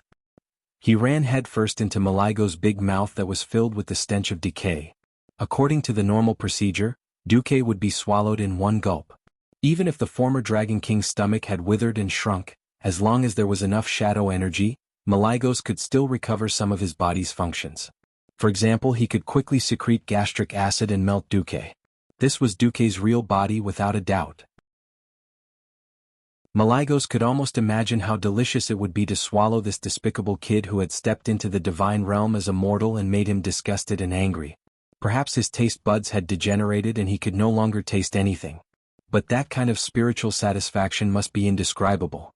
Just as Malygos was thinking about swallowing, Duque's cold voice suddenly came from his mouth. "Stupid dragon. You're thinking too much." Accompanied by this angry curse, an incomparably bright golden light burst out from the gap between the dragon's teeth. Wah! It was a feeling of extreme heat. It was as if what he had eaten wasn't something else but a sun. High temperature, scorching heat, and a burning pain that burned his soul. It was as if his tongue had been pulled out by a hot poker and then burned off with an ultra-high temperature welding torch. Unable to control himself, Malygos subconsciously let out the most miserable scream. This wasn't the end. Duque pulled out Song of Light and Shadow. It was definitely not as simple as cutting off Malygos's broken tongue from his smelly mouth. This was just a part of his plan. In less than 1/3 of a second, Duque, who had switched to a sword, had become one with it. He directly broke through Malygos's rotten chin muscles and pierced through. A golden light flashed and connected Malygos's chin and chest. The sharp golden sword rotated clockwise at high speed, turning into a terrifying drill. Vivi! When all the strange sounds were squeezed into 1 second, it sounded like a special elongated sound. The sturdy dragon scales, dragon skin, and thick muscles that Malygos had been proud of when he was alive had weakened due to the passing of his life. These dull-toned items didn't even feel as good as a top-tier epic-ranked shield. As Malygos screamed and subconsciously retreated, Duque's divine artifact longsword finally broke through the rotten chest and pierced deeply into the soul core that was suspended in the middle of the chest, replacing the role of the heart. Divine golden light, with a small amplitude of tens of thousands of times per second, fiercely attacked this big walnut that was condensed with the powerful power of darkness. The black soul core, which had been greatly strengthened by resentment, anger, and other negative energy, kept making its final struggle. Everything was in vain. The moment the blade of the divine sword passed down from the Pantheon Temple touched the core, the result was decided. No matter how much it resisted, it couldn't escape the crushing of fate. Crack. In the soul world, what Duque heard was a sound that sounded like an egg breaking. Woo! In the end, Malygos let out a soul lament that wanted to cry out but couldn't. As the soul core was destroyed, it became smaller and more ethereal. Even after being cut in half, the huge dragon body quickly lost the ability to move. The former king of magic, lord of the blue dragons, and one of the 5 dragon aspects of Azeroth, Malygos, soul annihilation. It entered the chest and came out from the back. When Duque pierced through Malygos' body and stood 100 meters behind him, the huge rotten body collapsed with a bang, causing smoke and dust to fill the air. Duque didn't even look at it. As if mocking himself, he said, "Sigh. I still remember asking the guy next to me how to add talent points to a mage. What did that guy say? Add 1 point to something that will shine, then add points to charge, armor piercing, and fury. You'll be a good pharaoh." At that time I thought it was a joke, but now I feel that what this guy said is the truth. They said that everyone was a noble pharaoh, using mystery and mysterious magic to determine the winner, and then fighting like hooligans, using melee combat to determine the winner. Just thinking about it was enough to make one drunk. Duque shook his head and spread his divine will, quietly casting his attention to the other battlefields. Chapter 17:11. Tyrion was fighting rotten intestines. As the wielder of Ashbringer, Tyrion's attack power was not low. Paladins were famous for being able to fight, carry, and heal people. Apart from a slight lack of mobility and low attack power, everything else was an advantage. Now even his attack power had increased. This Tyrion Fordring, as long as he didn't encounter an enemy with high agility and running around, anyone who saw him would have to call him Grandpa. The title of Empress Dowager was not undeserved. Originally, it should have been easy for Tyrion to deal with a mutant monster leader. However, rotten intestines, as the boss used by the Scourge to hold the fort, naturally had its own uniqueness. Since Nazul became the Lich King, the Scourge had been committed to various taboo experiments. Among them, the plague experiment was the most fruitful. The disgusting thing about rotten intestines was that it would constantly make a fuss about poisonous gas. As soon as Tyrion was thrown in front of rotten intestines, the field had already been injected with orange withering poisonous gas. Even though Tyrion immediately stirred up the holy light in his body to purify the poisonous gas as much as possible, the effect was not great. If not for Dooku's invention of the Azeroth gas mask, Tyrion might have been kneeling by now. Even with the gas mask, he still felt that he was continuously being injured by the poisonous gas. The damage was divided into 4 states: high, medium, low, and none. Tyrion noticed that rotten intestines would inhale the poisonous gas on the field every once in a while to increase its attack power. Every time it inhaled, the damage from the poisonous gas would be reduced. In contrast, after rotten intestines sucked up all the poisonous gas on the field, it would expel all the poisonous gas at once, causing huge damage to Tyrion in the form of a gas bomb. At the same time, the poisonous gas damage on the field returned to the highest. However, Tyrion could not kill it directly with Ashbringer even with all his strength. The deformed flesh that was born from countless taboo experiments contained unimaginable evil power. The high concentration of shadow energy in these flesh and bones desperately resisted the invasion of the holy light. Even with Ashbringer's full strength, it could only turn about 1/10 of its flesh into ashes. Oh, a monster specially prepared to restrain Ashbringer? Tyrion was not young anymore. He had long passed the age of impulse. If he had just become a paladin, he might have rushed to attack recklessly. But after 25 years of fighting, he had already changed from a young boy to a mature and steady holy knight uncle. After carefully evaluating the combat power and characteristics of both sides, Theon did not rush the fight. He had a plan and rhythmically whittled down Rotten Intestine's life force. The Empress Dowager was still able to hold her ground against Rotten Intestines, but not everyone had a suitable opponent. For example, Gavin Rad was having a hard time. His opponent, Rotten Face, was a typical monster that countered him. Although Rotten Noodles had the same appearance as Rotten Intestines, their attack mechanism was completely different. It would cast Aberration Infection on Gavin Rad. At first, after Gavin Rad dispelled this strange disease, he did not notice it. He immediately discovered that the virus spores that had been expelled from his body had actually absorbed the foreign objects in the air and on the ground, and soon turned into a small sludge monster. At first, Gavin Rad did not pay attention to the green poop. In the end, after going back and forth a few times, there were too many small sludge monsters. When it came to large sludge monsters, Gavin Rad had a hard time. This big guy's attack was very high, and it just so happened that it was the type that countered him. Holy light and physical attacks were ineffective against the ooze monsters. However, he did not have many elemental attacks. It was true that the wind sword in his hand had natural elemental attacks, but the problem was that it was very difficult for physical attacks like the wind blade to deal heavy damage to the ooze monsters. Left with no choice, Gavin Rad could only run while being chased by the ooze monsters, constantly looking for opportunities to attack Rotten Face. His holy light could drive his body to heal, but he could not replenish the blood and energy he had lost. This battle was not only a test of willpower, but also a judgment of the battle situation and an inference of the enemy's characteristics. Because of Anastrion's betrayal, and because the Alliance had cooperated with the Horde during the fight against the Burning Legion and the expedition against Illidan in the Outland, the leaders of the Calamity Army were all very focused. Apart from a few places such as Varian's, where Brawl was heavily injured in exchange for a quick victory, the rest of the battles were rather difficult. The most dangerous one was naturally the battle under the Ice Monarch. Vasht's 6 weapons slashed at Arthas almost at the same time. In terms of speed, the Naga Queen was definitely above the Lich King. This was her greatest characteristic, and Vasht was also prepared to make full use of this advantage. Unfortunately, the 3 women present were too unfamiliar with the skills of the Death Knights.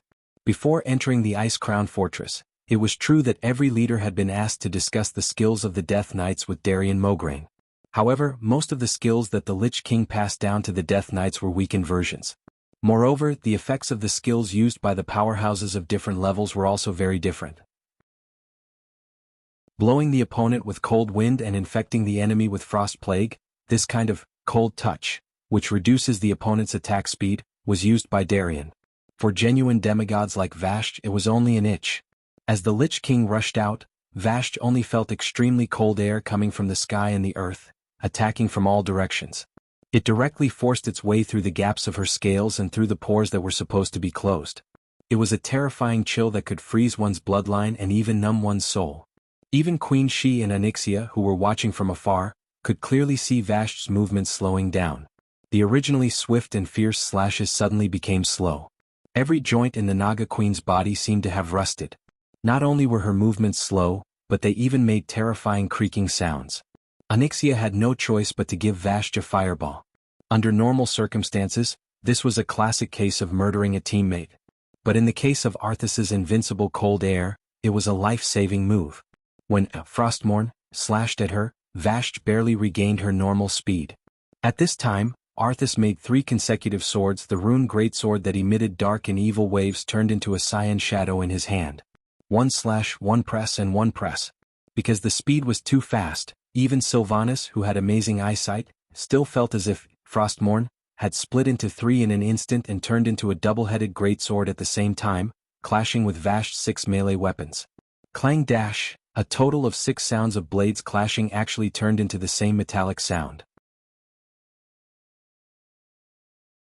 Chapter 17:12.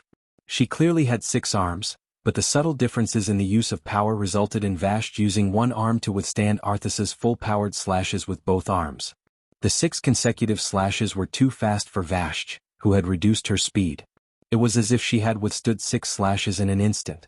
At this time, Queen Sylvanas's lightning arrow had just arrived. Clang! The arrow was knocked away by Frostmourne. The blazing lightning struck Arthas's right arm, but it was instantly neutralized by the even more powerful ice element. Tisk! Vash spat fiercely. While her 6 arms were numb, she could only flick her snake tail to force Arthas back. At the same time, she used the momentum to retreat and finally floated out of the range of the Lich King's sword aura unscathed. At this time, it was only the 3rd round of the 3 women besieging Arthas. In these few exchanges, not to mention gaining the upper hand. When they fought, they just barely didn't get hurt. Just a moment ago, Queen Sylvie had been in high spirits, but now, there was only a deathly stillness about her. In the previous rounds, they had tried almost everything. The last move. Queen Sylvanas pulled herself together and shouted. As Duque's woman and a companion with a common goal, Sylvanas had long taken the opportunity to look for them to discuss the problem of cooperation. After all, demigods working together would have the best chance of killing an existence like Arthas, who stood at the peak of the demigod realm. Unexpectedly, she really used the biggest trick that she had prepared in advance. The storm was gathering. The wind rolled up, and in the blink of an eye, a lightning tornado appeared. It was not inferior to the ice storm, Grim Winter, that Arthas had conjured. In a moment, all the ice and snow within 100 feet of Queen Sylvanas were instantly annihilated by the intense pressure of the highly concentrated wind element. They were not crushed into powder in the physical sense, but forcibly annihilated into nothingness. For the first time, Arthas's eyes revealed a serious look. Glancing at Vash, who had yet to attack, Arthas slammed Frostmourne into the ground. Strong frost aura began to fill his body. Thunder rumbled, and a lightning arrow shot out from the divine artifact, Solidar Wrath of the Stars, aimed at Arthas' forehead. It was as if he wanted to blow up the Lich King's head. Unfortunately, the powerful arrow landed squarely on the ice wall of spiritual energy that Arthas had stirred up. Not only did it not break through, but a strong white light flashed out of the mist of spiritual energy and bounced the lightning arrow back. Sylvanas, who was flying at high speed with the Black Dragon Princess, was almost shot down as well. If it was just thunder, Queen Sylvie would not mind retrieving her arrows.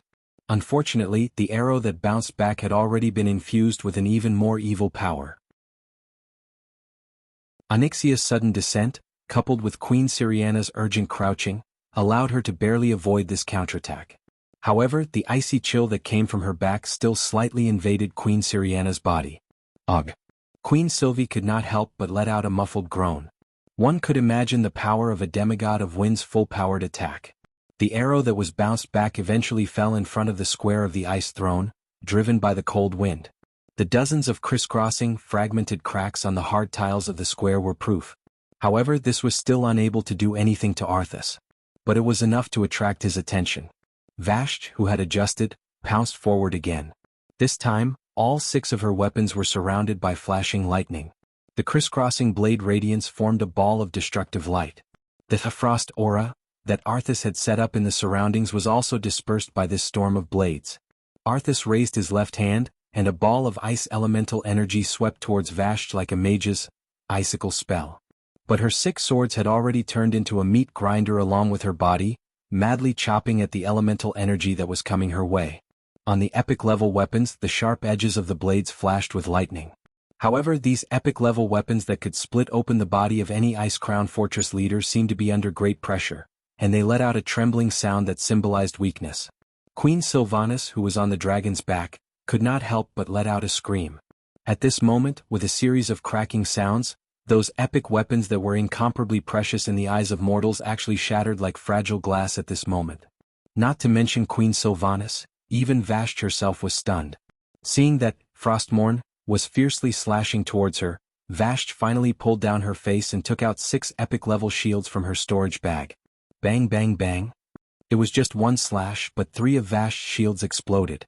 Her Naga body, which was not petite, was directly sent flying by Arthas. If it were not for the 3rd attack, Arthas would not have let go of this opportunity to pursue an attack.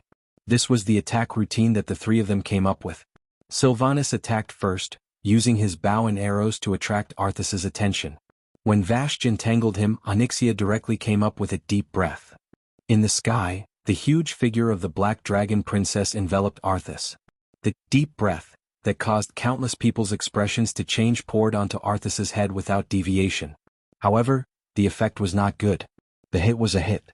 As soon as the fiery dragon's breath entered the frost domain around Arthas's body, it immediately disappeared into nothingness.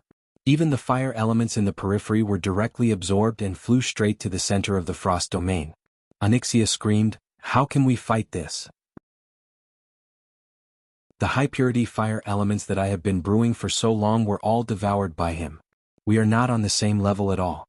No wonder the Black Dragon Princess looked like she had seen a ghost. All the attack methods were ineffective. Anyone would not be able to help but curse. Vashti suddenly smiled bitterly. "Why do I feel like we are all fake demigods?" Although the demigod-level elemental power was almost the top mystical rule in the world of Azeroth, there was still a difference in the degree of mysticism between them. Simply borrowing elements, no matter how purified and concentrated, could not shake Lich King Arthas. They did not know that before injecting their spirit and their unique rule into the elements, the elements borrowed from the elemental realm could not shake Arthas' rule in the slightest. What's more, Arthas, who had the geographical advantage, had the magic and elements stored in the entire Ice Throne as a backup. Chapter 17:13. The huge difference in strength made Sylvanas' heart turn cold for a moment. She had trained hard for so many years, but the gap between her and Arthas did not seem to be narrowing. Instead, it seemed to be getting bigger. Once upon a time, Arthas was strong, but it was only in terms of quantity. The endless undead army seemed to be an inexhaustible dark force. In terms of quality, he did not feel that there was a chasm between them.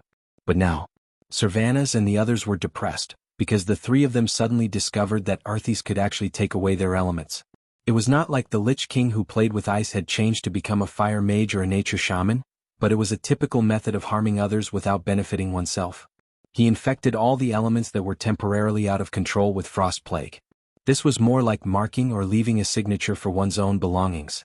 To break it, one could only use their own willpower to dispel the will of the Lich King, and then redeclare the ownership of this part of the elements. Even if Sylvanas had strong willpower and spirit attributes as a ranger, she was not good at spreading her own willpower and controlling the elements around her. This kind of battle in the spirit domain happened to be her weakness. After becoming a demigod of wind, she had worked hard in this area. Unfortunately, compared to a certain Lich King who had lost his body, was stuffed into an ice skeleton, and only relied on his spirit for the past 20 years, Queen Sylvanas was completely nothing. The situation made the 3 women very miserable. Playing close combat with Arthas, he played elements with you and even slowed down Vashti to a lower speed, and then defeated Vashti with gorgeous skills.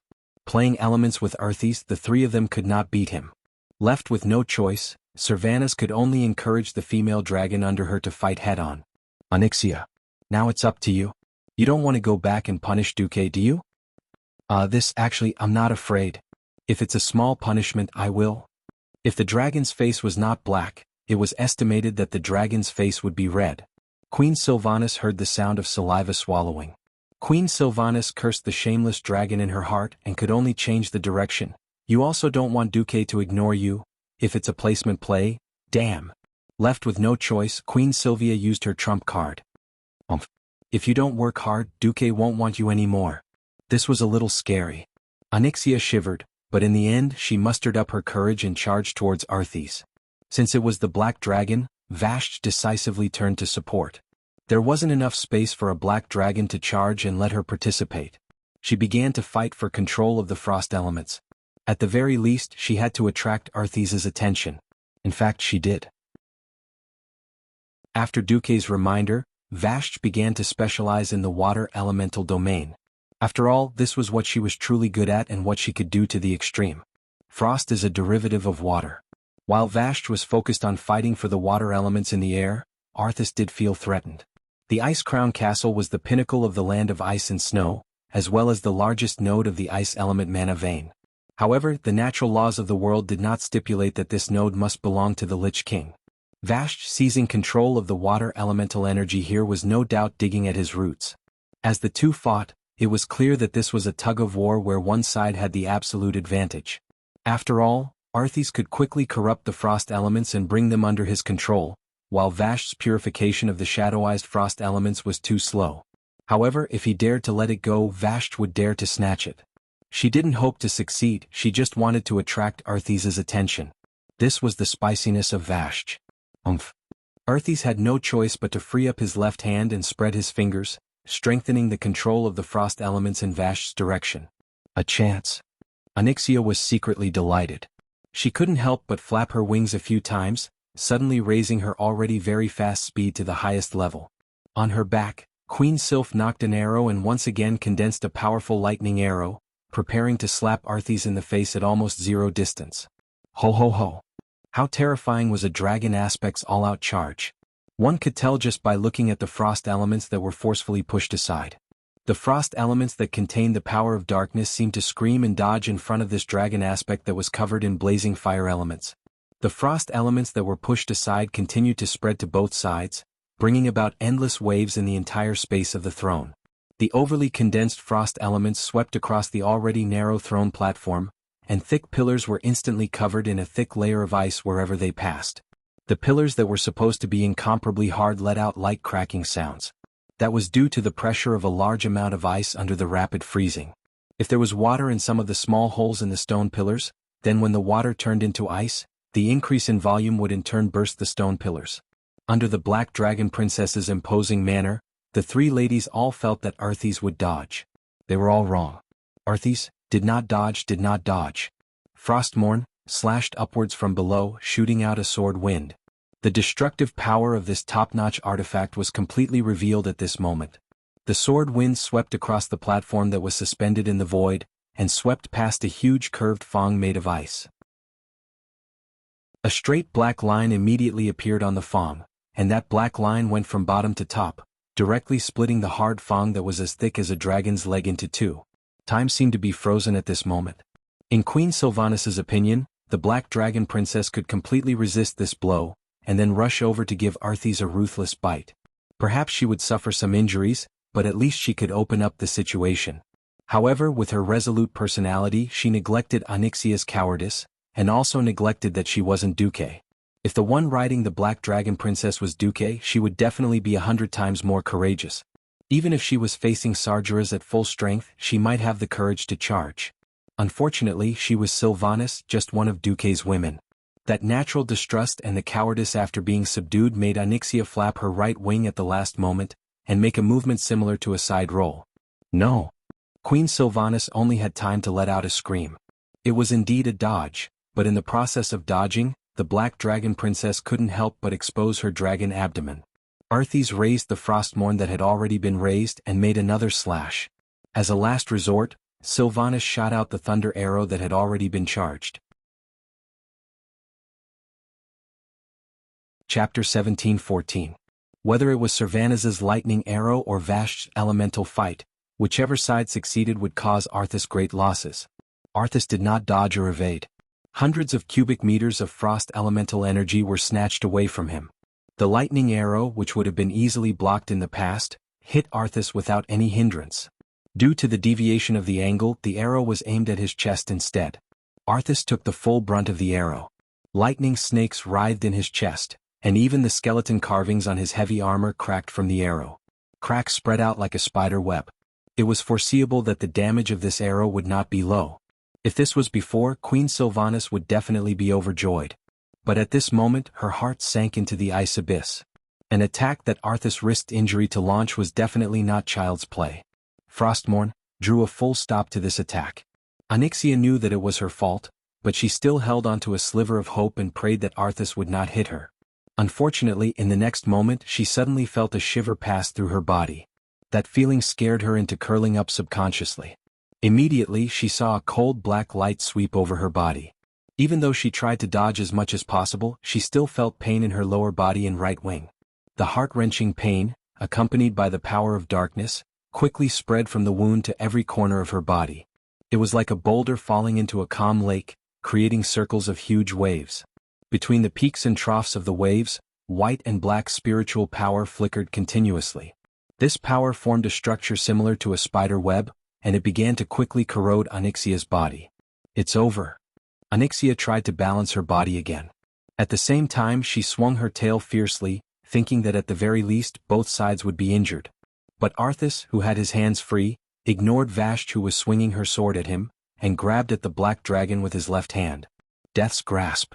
With Arthas's strength, it was effortless for him to restrain a black dragon that weighed dozens of tons. That unexpected loss of balance once again disrupted the black dragon princess's rhythm. Servanas protected him with all his might, and then shot another arrow with all his might. Arthi's left pauldron was instantly destroyed by the arrow. One could even clearly see that the deltoid muscle on his shoulder looked as if it had been gnawed on by a wild beast. Arthis did not care and stabbed the dragon a third time. This time, the sword stabbed into the dragon's abdomen, causing the black dragon to let out an earth-shattering wail. Vashti had arrived. The frost aura around Arthis suddenly exploded. With him as the center, an ice mountain expanded at an astonishing speed of 100 meters per second. The 6 new epic-ranked weapons slashed at the iceberg, but the speed at which the iceberg was destroyed was only slightly faster than the speed at which it was formed. It would be too late to complete the attack on the Lich King. The next moment, Arthas brandished his sword and charged at Vashti. 2 white angel-like soul creatures, Wagri's shadow guards, with 2 wings and 2 wings as their foundation, suddenly charged out of the void. They caught Vashti off guard and threw themselves at her, hugging her tightly. That earth-shattering suppression actually made her unable to break free for a moment. Arthas had arrived. After breaking through the iceberg, he displayed Frostmourne horizontally to Vashti in a strange posture. The eye sockets of the terrifying skull carvings on the blade flickered with heart-palpitating flames of the netherworld. Vashti had never experienced such a feeling. She couldn't help but look at the skull. Suddenly she heard a noisy soul voice. In this voice, there seemed to be hundreds and thousands of people talking and whispering. It was like the palace banquet in Azhara 10,000 years ago. She clearly wanted to refuse this noise that constantly echoed in her ears, but the queen's orders forced her to listen to every voice, trying to find a secret conversation that was disadvantageous to the queen or herself. Vashti's mind was greatly disturbed by that vague yet distinct sense of confusion. When she woke up from this disturbance, it was already too late. Arthas's fierce horizontal slash had arrived. It was a sword momentum that seemed to be able to split the entire world from the horizon, and there was no room to dodge at all. At this critical moment, all Vashti could do was raise all 6 weapons and futilely block in front of her. Bang, bang, bang, bang, bang, bang. 6 consecutive crisp sounds, as well as 2 sounds that sounded like ripping silk, announced the failure of her final struggle. The blood drained from Vashti's face, and her fluttering red hair seemed to have lost its color. Even though she had already done her best to suck in her abdomen, she could not avoid heavy injuries. 6 epic weapons shattered, 2 arms chopped off, and her lower abdomen was directly cut open. This was the result. If she could, Vashti would rather see her intestines and organs spilled all over the ground than see her wounds without a drop of blood. This meant that the power of Frostmourne had already begun to completely invade her body.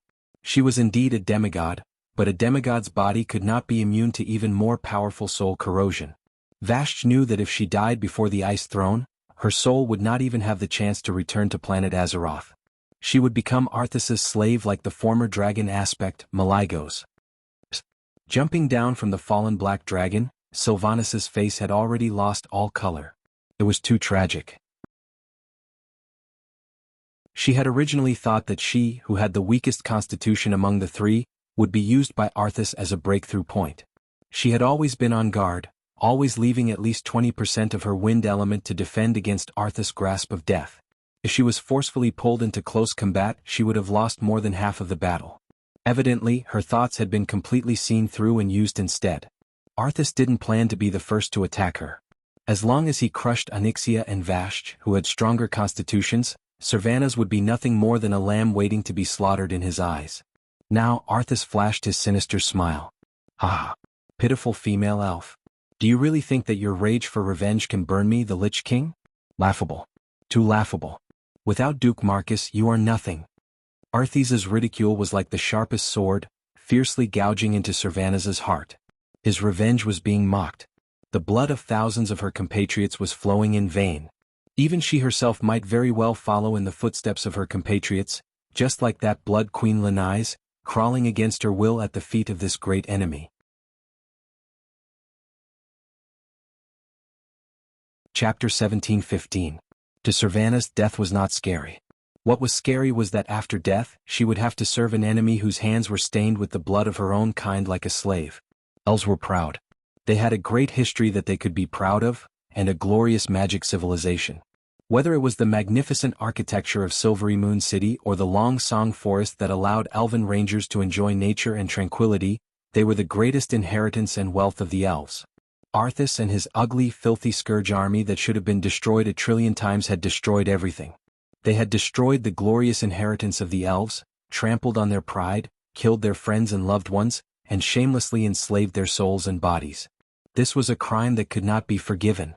The inextinguishable pride in her heart did not allow Servanas to make any compromises on the important matter of revenge. However, she saw Lanise, the respected counselor of the past. Now she served Arthas like a lowly whore. Arthas did not even give her a bone to obtain her loyalty and service. She also saw an Astrian. He could not resist the temptation of eternal life. He first pledged loyalty to Nizul, then rebelled. Then he joined the Lich King Arthas again, becoming a man who was worse than a dog.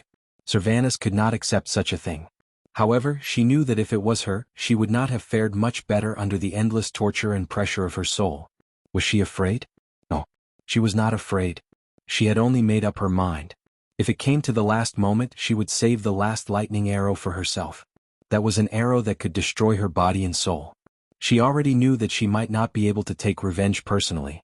But at least she would not be the pitiful creature that groveled to serve her enemy. Servanas' furious golden eyebrows stood up at the greatest angle.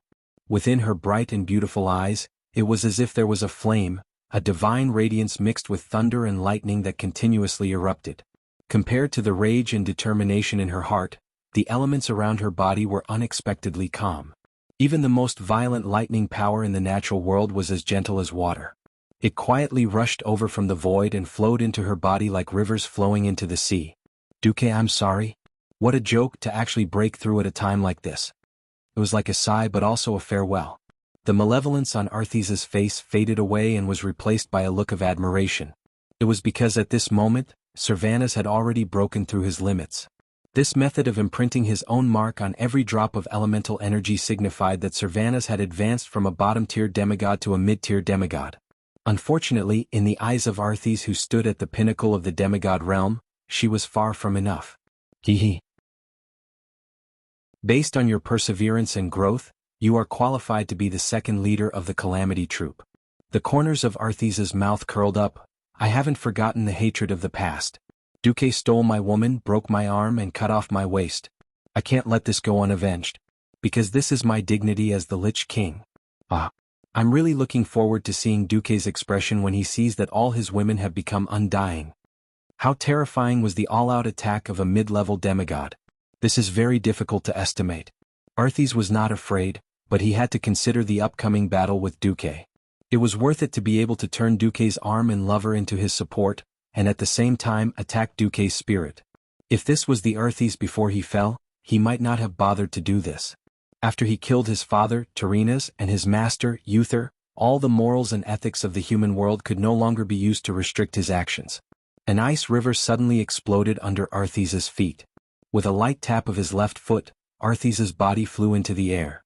In midair, his beloved horse, Invincible, had already rushed out of the void and caught Arthes in an instant. At this moment, Arthes had already turned back into a standard death knight. When he was alive, Invincible was one of the few great warhorses of Lordaeron. After becoming an undead horse, Invincible received shocking enhancements. When it spread its 4 hooves and galloped, it was as fast as lightning. Servanas had only drawn his bow halfway, and Arthes was already in front of him. Fast. Too fast. With the unstoppable force of Invincible, a terrifying sword that seemed to be able to split the sky and earth came crashing down. The atmosphere was shaking. The elements were trembling. The space was buzzing. Servanas, who did not have time to finish his action, had no choice but to raise Solidar high up. In her hands was a divine artifact bow, not a divine artifact sword. Even though Solidar naturally had close combat attributes, it was a pity that it was only a secondary function. A bow, after all, was still a bow. Servanas could already foresee that his extremely precious divine artifact longbow would be destroyed in the next instant. The terrifying Frostmourne would break through this insignificant resistance and turn her into a corpse in an instant. A walking corpse enslaved by the evil Lich King. At this moment, when time was almost frozen, Servanas realized in despair that he could not even shoot himself one last arrow. Everything in front of him was white. Amidst the white frost were the sorrowful wails of millions of wronged souls. After that, it was Arthes's savage and vicious face. It was a critical moment, but at the very end, Servanas's mind turned to this sentence. Duque, I'm sorry. I was too willful. Priests had a skill called Prayer of Despair. Servanas did not believe in it. She used to only believe in herself, but if God gave her a chance to do it all over again, she would choose to believe in Duque. If prayer in despair was useful, then she might as well pray for once. Servanas's tears scattered in the air. She used the last of her strength to call out a name, Duque. She did not expect an answer. However, time and time again in this world, there was always one person who would not let her down. That person was her only partner, Duke Marcus. Coming. With this slightly mischievous and slightly smug voice, a hand suddenly reached out from the portal behind Queen Sylvanas and pulled her in. The famous Frostmourne slashed through the air, and Arthes could not believe her eyes. Behind him and invincible, a couple appeared in another portal. Looking at the familiar face, Servanas could not believe it. Her trembling golden eyebrows betrayed her forced calm. She reached out and caressed Duque's face, asking tentatively, Duque? Chapter 17:16. Duque, it's really you? You're here? Servanas could not believe her eyes. If I didn't come, you'd all be snatched away by two idiots. *CK. I don't want my woman to become a cold corpse. Duque glared at Queen Sylvanas. It was rare for Servanas to tremble and shrink back. Her voice was no longer as strong as before. You heard everything? Of course. If I didn't come, would you have sacrificed yourself for your people? Stupid. If Arthas was the kind of opponent that could be destroyed by sacrifice, his grave would have been 3 feet high. Duque cursed fiercely, causing Queen Sylvanas to tremble again and again. Not only that, Duque also curled his lips provocatively at Arthas, who had turned around. I'm sorry I've let you, my people, down? Queen Sylvanas lowered her head, which was always held high. Yes. I'm very disappointed. Your people are also very disappointed. Suddenly Duque changed the topic. We're not disappointed that you didn't work hard, nor are we disappointed that you're not brave enough. We're disappointed that you can't see the current situation clearly. What era is it now? In the face of such a public enemy, we should naturally gather the strength of the world to fight against him. You can't see the difference in strength between us and the enemy, and you just rushed headfirst into it. That's the most childish heroism.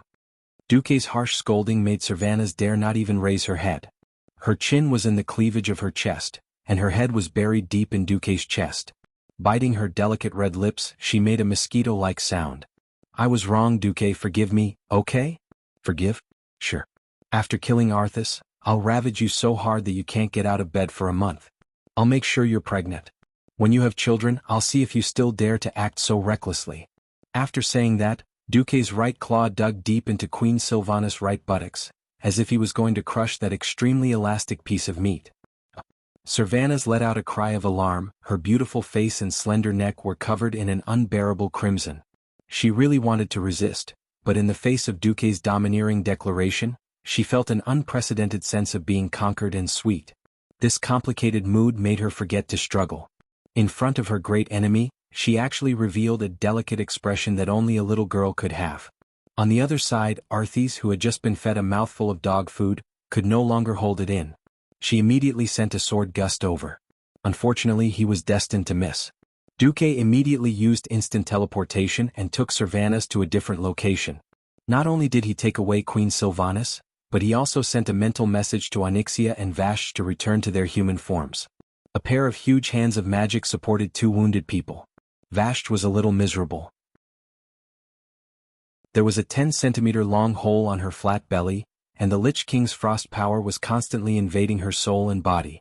If not for Duque's arrival, even if she persisted in the battle, she would have been unable to resist the worsening of her injuries and eventually become a servant of the Lich King. Onyxia was in an even worse state.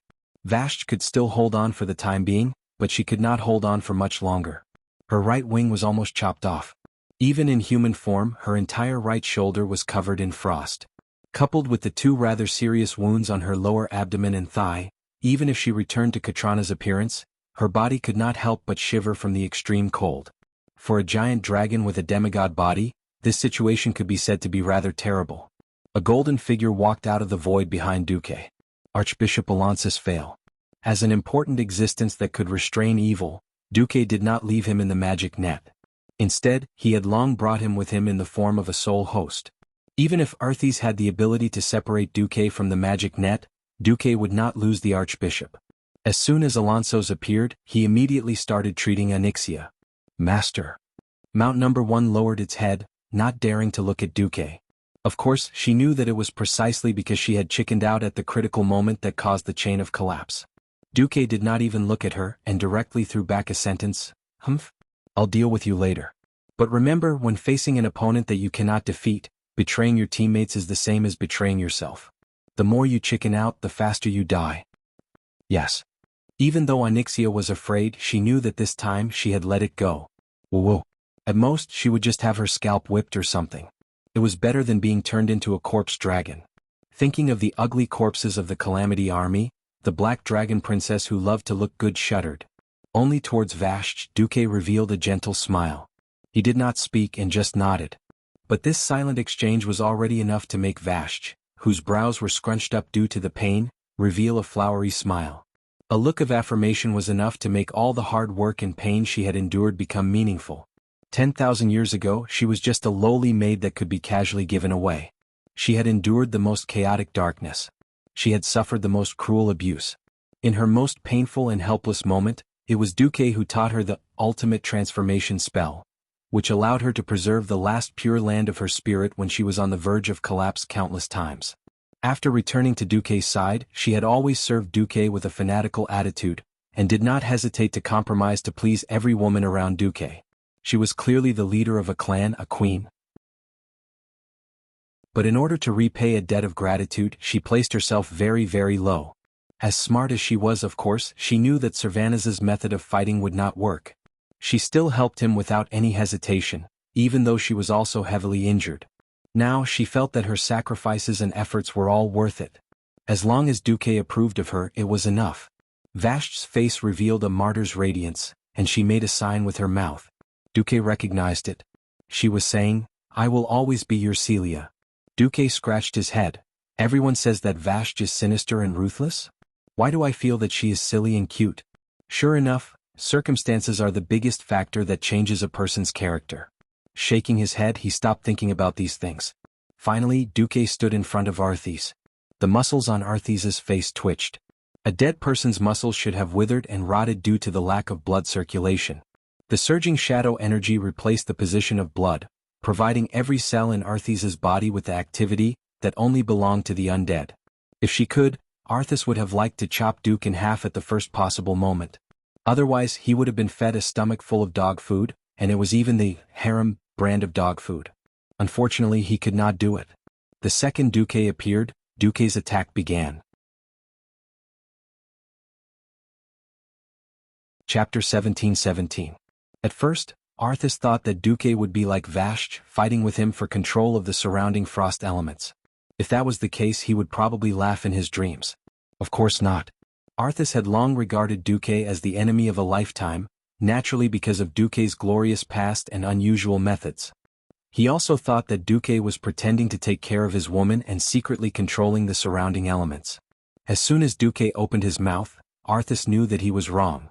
Whether it is Nazul or Arthis, they have never been peerless experts. Not in the past, not now, and not in the future. If this was the end of the sentence, then it would only be a sentence without any real meaning. The second half of Duque's words caused Arthis' expression to change. Only a Lich King who endlessly absorbs power from his subordinates is a true peerless expert. Almost at the same time as Duque's voice fell, Arthas felt another string in his mind break. Tiske. Another leader had been defeated? Arthas did not move.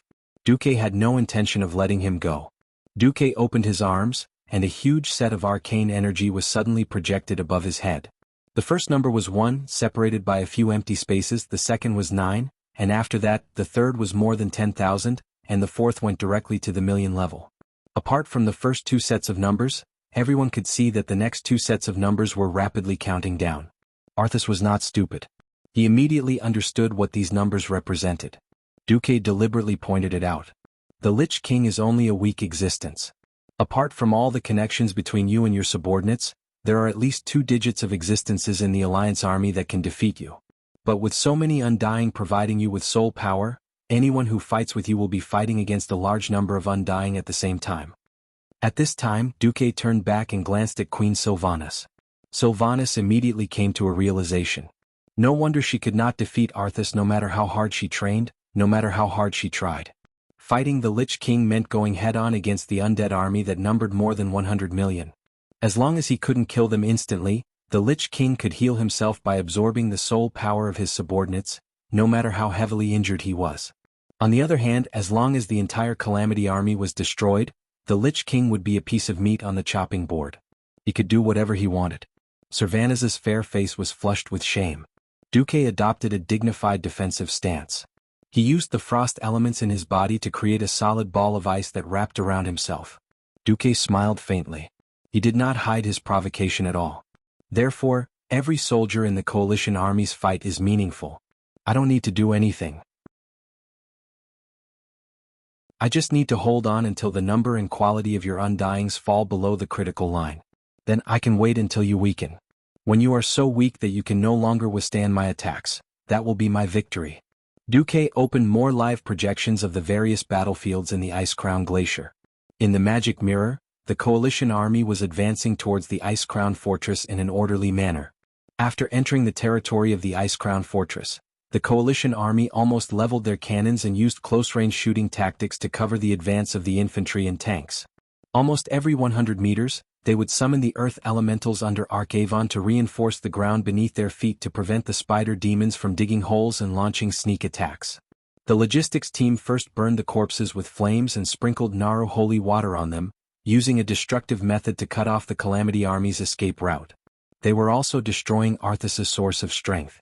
Unless the Calamity army could obtain corpses faster than the speed at which they were destroyed, Arthas's strength would inevitably decline. What disgusted Arthas was that William seemed to have long known about this secret that only the Lich King knew. After they defeated Lord Malorgar, they directly took away the Shadow Frost fragment from its corpse. That was the mental energy node that he used to control the Calamity army's subordinates. His control over his subordinates was a typical root-like structure. As the branch leader, he controlled the branch leader, who then controlled the elite subordinates, and the elite subordinates who then controlled the low-level immortals. Now that William and the rest directly destroyed the branch, Arthas couldn't help but be angry for a while. The most abominable thing was Duque, who used the same powerful mental energy to disrupt Arthas's work of bypassing the destroyed leader and rebuilding the mental domination circuit. This series of actions seemed to have been premeditated by Duque. Actually, he had wronged Duque this time. Duque really didn't know that the Shadow Frost fragment was the key to Arthas's energy supply from the Calamity army. He told everyone to remember to collect this Shadow Frost fragment in advance because he knew that when all the Shadow Frost fragment was combined, it could form an awesome divine double-handed axe, the Shadow Sorrow, which was known to be able to slash anyone and anything it saw. Whether it was a misunderstanding or intentional, it was destined that after today, there would only be one of them left. Ah, Arthas laughed. Do you really think that all the heroes that I've specially destroyed can all win? As long as any one of them fails, they will become the new pillars of the Calamity army. By the way, Anastrian has successfully ambushed Naxxramas with the crystal skull that Nazul once used. Even the Red Dragon Queen that you rely on as a backup has been imprisoned by him. Oh? Is that so? Duque was unmoved and said calmly. You just have to pretend to be calm. There's no longer anyone there who can keep Anastrian in check. He will soon kill Gianna and Kale, that's and offer them to me. Do you think that you can have Gianna forever? Before Arthas could finish, Duque interrupted him. Of course, Gianna is mine. Every muscle and every inch of her skin belongs to me. It has nothing to do with you, Arthas. Also, I can make her give birth to children. Can you? With that, Duque glanced at the lower half of Arthas' body with disdain. He thought that after becoming a Lich King, his soul would be completely cold and would no longer have any feelings. Arthas realized that he was wrong, very wrong. It was precisely because he retained the memories of his time as a human that he could not let go of that resentment and hatred. What Duque said was Arthas' eternal pain. You. Just as he was about to say something, his words were interrupted by Duque again. Do you really think that Fensitter Anastrian has completely lost his own will and will absolutely follow your every order? That cold crystal skull, it's not wrong to call it the skull of the traitor. Chapter 17-18. At this moment, Arthas's expression suddenly changed. No one knew more about that skull than he did. Although that thing could strengthen the mental strength of a normal soul countless times, that was an increase in strength in exchange for endless pain and torture. Nazul was essentially just a cowardly guy. From his experience, he knew that in the face of Kill Jaden's oppression, even if he signed the soul contract, he still did not have the guts to lead the war between the orcs and the Draenei. As a result, his power was stolen by Ghoul Dan. He shrank back. When the tribe launched the first and second wars at the Dark Portal, he hid in his old home in the Moonshadow Valley and became an otaku. If it wasn't for the explosion of Draenor, he would not have dared to lead the tribe to attack Azeroth again. When he failed, all he could think of was to escape. However, why did such a cowardly fellow who had no ambition at all dare to raise the flag of rebellion against the powerful Burning Legion after Archimonde knelt and knowing that the Legion still had Kil'jaeden? It was completely inexplicable. Only Arthas, who had fused with Nazul's soul, knew that Nazul was actually tortured by the Ice Skull. That kind of pain and madness completely exceeded the limit that a normal soul could bear. In order to get rid of this pain that seemed to last forever, he did not hesitate to betray the Burning Legion. In fact, when Arthas put on the Lich King's mask and began to fuse with Nazul's soul, the first difficulty was not the difference between their souls, but Arthas had to appease Nazul's unusually sensitive and restless heart because of the excessive injuries and torture, like a child. Now, Arthas twisted Anastrian's head with a strong momentum and replaced it with this ice skull. Of course, this guy's strength was forcibly raised to the demigod level. The continuous terrifying torture could indeed dispel Anastrian's will to resist. However, going too far was as bad as not going far enough. Arthas's method was destined to not gain loyalty, let alone a former king who was originally arrogant and full of rebellious thoughts. He had betrayed the Scourge once, so he could betray the Lich King a second time. With the rapid destruction of the Scourge soldiers, the weakening of the Lich King's power became inevitable. Right now, he was completely relying on the shadow power accumulated in the Icy Throne to pass his days. If they could not withstand this round of attack and turn the powerful invaders led by Duque into immortals, the Calamity Troop would have to stop here. He understood this and so did Anastrian. Under such circumstances, would this newly promoted demigod Lich still serve the Lich King with all his might? I don't think so. Arthas subconsciously narrowed her eyes. He knew very well that Duque was trying to drive a wedge between him and Anastrian. The problem was that this was an overt plot. Although he knew that Duque was shameless, he could only accept it. He raised his left hand and his 5 fingers quickly created a violent winter storm. Grim winter swept towards Duque. Clearly the Lich King was enraged. With the momentum of this storm, let alone a human, even the largest flying battleship in the Alliance would instantly turn into a lump of ice and crash down. Duque followed his heart very well. Yes, following his heart added up to cowardice. With a stomp of his right foot, an octagonal ice fortress that wasn't considered large rose from the ground. It seemed that Duque had built it as easily as building an Eskimo ice hut. This B***starred actually had the mood to summon Sylvanas, who was originally protecting the other 2 women. She pointed at her shoulder. Come, your man is tired. Give your man a massage. If it was in the past, it would be strange if Queen Sylvanas did not flip the table on the spot. This time, Sylvanas, who knew that she was in the wrong, was like a little wife who had been bullied. She glanced at Arthas in the distance, but still moved her small steps and used the strength of a battering ram to massage someone's back. Stop. Stop. Stop. Are you trying to murder your husband? Duque waved Atish, and used more magic to stop Arthas's advance as he cursed.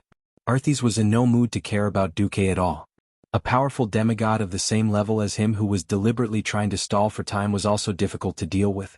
After all, he was not a pure magic type. It was impossible for him to completely block Duque's teleportation. While Duque cut off his connection with the Calamity Army one by one, he was also trying hard to find the magic channel of the magic net in the void and find a way to cut it off. This was a classic case of mutual harm. Arthas was also anxious. Anastrian, how long are you going to stall for? Didn't you report to me that you've already trapped Alexstrasza? Sorry, Your Majesty. I've been attacked by Isra's dream, unstable. The soul connection was quite unstable. Arthas could clearly feel the condition of this powerful and disobedient subordinate. Overall, it was better, but the situation was similar to his. It was also a wonderful state of obtaining an advantage, but it could not be turned into victory.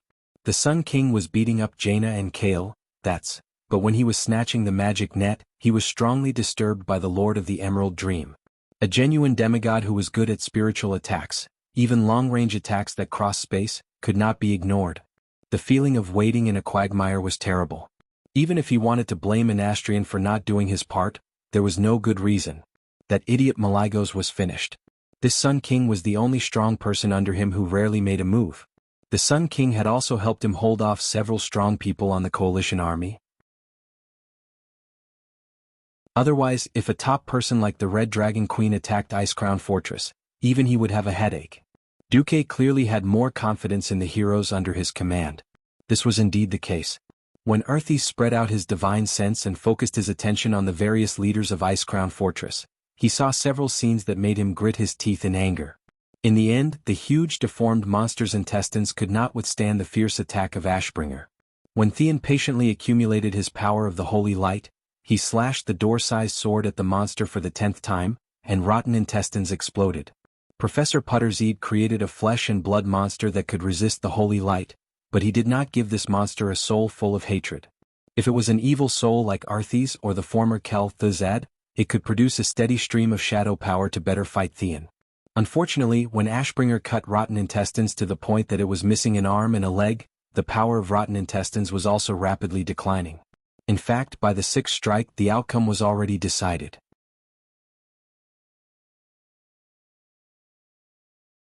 Chapter 17-19. In front of the frozen throne, Duque was still fighting Arthas on the not-so-big, not-so-small ice platform. The injured Onyxia and Vashj had been sent by Duque to the place where he had just killed Malygos with teleportation. Duque had also solemnly warned the two of them not to touch Malygos' salted fish, corpse. A crazy dragon lich. The lingering sound of its soul might contain unknown destructive power. If you want to become a fool, go ahead and touch it, Duque said. Duque's warning made Onyxia's body tremble. It would probably be very difficult for this guy to regain his courage. Duque had beaten her down with one hand and subdued her with the other. It was hard to expect this guy to run out and take charge in the future. This was karma. Duque was very reassured by Vashj's words. With Queen Sylvie left, Duque had the capital to hold Arthas back. Mages had always been very awesome. The title of the world's son was not something that could be obtained by playing around. Originally, Arthas could crush the 3 demigods with his elemental dominance and almost succeeded in killing 3 demigods. Unfortunately, it was not so easy to succeed against Duque. Knowing that his total magic power was far inferior to Arthas's, Duque did not want to waste magic power with the fool. After all, the magic net was like Wi-Fi. When the signal was bad, it would be stupid to compete with the other's wired network. Duque was just wasting time with the fool. One after another, ice prisms that did not belong to Arthas shot out from the ground to block his way. Arthas could use frost to pollute Duque's frost elements, but if he was slightly negligent, Duque would let Alonso's use divine power to purify the elements around him. As long as it was not poisonous, Duque was almost unafraid of the elements. Riding on the invincible Arthas, he was once again blocked by the iceberg summoned by Duque. When Frostmourne split the iceberg, Arthas could not help but curse. Are you so sure that those mortal heroes will win? Yeah. Duque shrugged as he cast the spell. I'm not bragging, but none of your subordinates can fight. His nonchalant and matter-of-fact disdain nearly caused Arthas' lungs to explode with rage. Seeing Arthas seething with anger, Sylvanas, who had been playing the role of support behind Duque, giggled. Duque turned his head and rolled his eyes. I suddenly realized that you're quite nasty as well. You actually built your own happiness on the enemy's pain. When Duque said this, Sylvanas was stunned. She didn't know how to respond. What was infuriating was that in the next second, Duque, that bastard, changed his expression as well. But that's what I like about you. Because I'm just this kind of guy. Back then, I snatched Jaina from Arthes's hands and I felt so good. Duque was pointing fingers at a deer and calling it a horse. It was clearly Jaina who threw herself at him, but he was afraid that Jaina would inherit the fate of being a loner who betrayed her father. She was going to hide on Mars. Oh, Delano.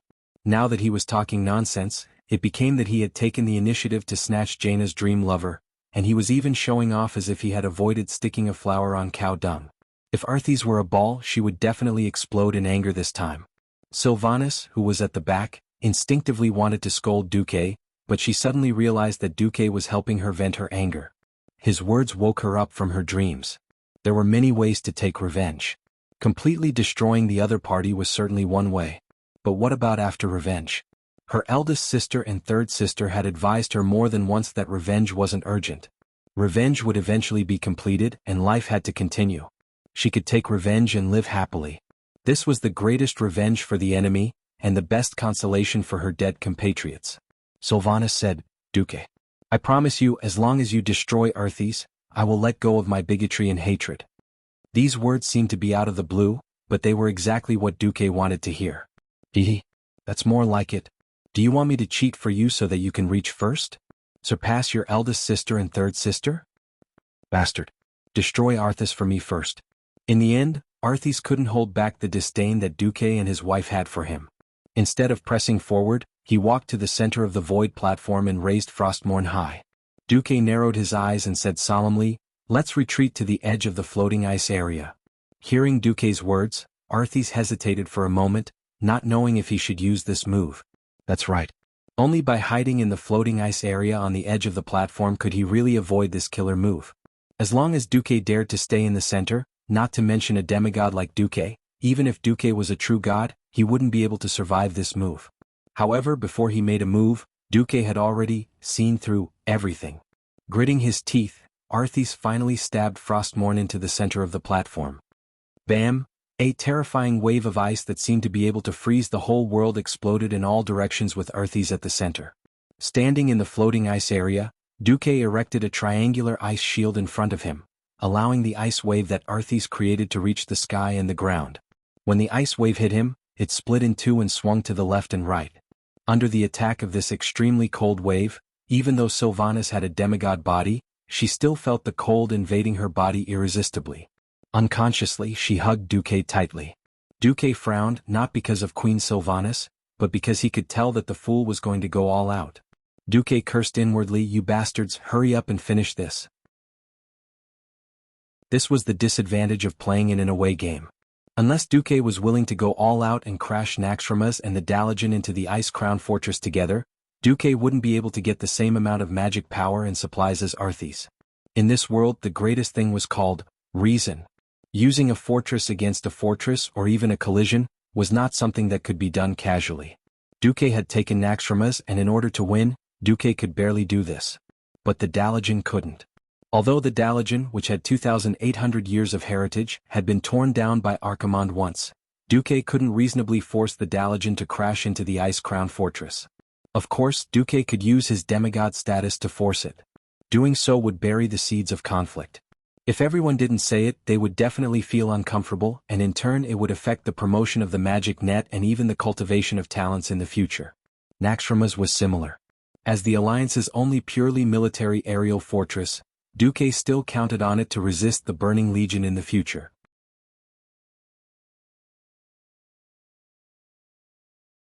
Chapter 1720. Naxxramas had already suffered enough damage from Frostmourne's wrath. If it collided with it again, this flying fortress that had yet to be repaired would definitely be destroyed. Thus, Duque finally decided to rely on the strength of the mortal heroes to invade the Ice Crown Fortress and cut off the Scourge Army's magic support for Arthas. It wouldn't be an exaggeration to say that Duque was dancing on the edge of a blade. At this point, Duque no longer believed that the goddess of destiny, who he had messed with countless times, would still let fate remain the same. What Duque believed was that this heroic team that had been trained to the point of being extremely elite was the Alliance army that he had painstakingly built to be many times more powerful than it had been in history. At this moment, the allied forces of the Alliance and the Dragon Slumber Shrine were marching rhythmically in all directions around the Ice Crown Fortress. The battle at the front did not stop. The damaged mechanized troops in the middle were being dragged to the rear for repairs, and the injured soldiers were being carried to the rear for treatment in an orderly manner. At the place that had been a battlefield not long ago, the soldiers who had launched the first round of assault had just been replaced. There was no pain or despair on their faces, only confidence and indifference for victory. They followed the military manual that Duque had issued, quietly sipping warm water and eating a little bit of food to replenish their energy in preparation for the second round of battle. In the ice-crowned fortress, William's team, Magni and Chandris, who had long since gotten rid of their opponents, suddenly encountered a large number of scourge soldiers on the way. What the hell? Weren't there no soldiers just now? Why are there suddenly so many? Magni raised the Balrog hammer and smashed the scourge soldiers that were charging at him like a game of whack-a-mole. The fire attribute of the Balrog hammer could easily burn those fellows into ashes, and he didn't even need to collect their corpses. This was also because Magni was holding back. Otherwise, his advance would have been several times faster. Idiot, use your stone head to think, Chandris teased Magni. This adopted daughter of the Whispering Wind family wasn't a gentle elf. An elf that was too gentle wouldn't be able to be an independent general.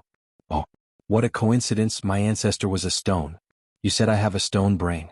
That's a compliment to dwarves. Magni was unmoved. He looked like an old man. Actually, she was older than him. Chandris rolled her eyes. Idiot. They probably didn't want to waste their military strength by not sending out small fries. After all, these fellows aren't even qualified to warm up for us. But now they're pushing out so many small fries. What do you think they're trying to do? TSK. It's just that those who can fight weren't able to hold us back. They're afraid that our hero group will join forces and form a snowball effect. The Dwarf King was never a fool, but he could be a little weird at times. Chandris's figure flashed by quickly.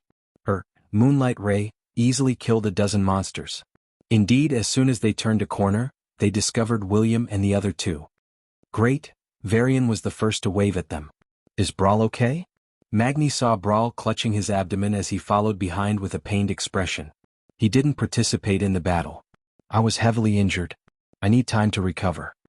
Brawl smiled bitterly. Magni and William looked at each other and made a decision immediately. Valera, follow me. We'll chase after them first, Magni said. General Feathermoon, sorry to trouble you.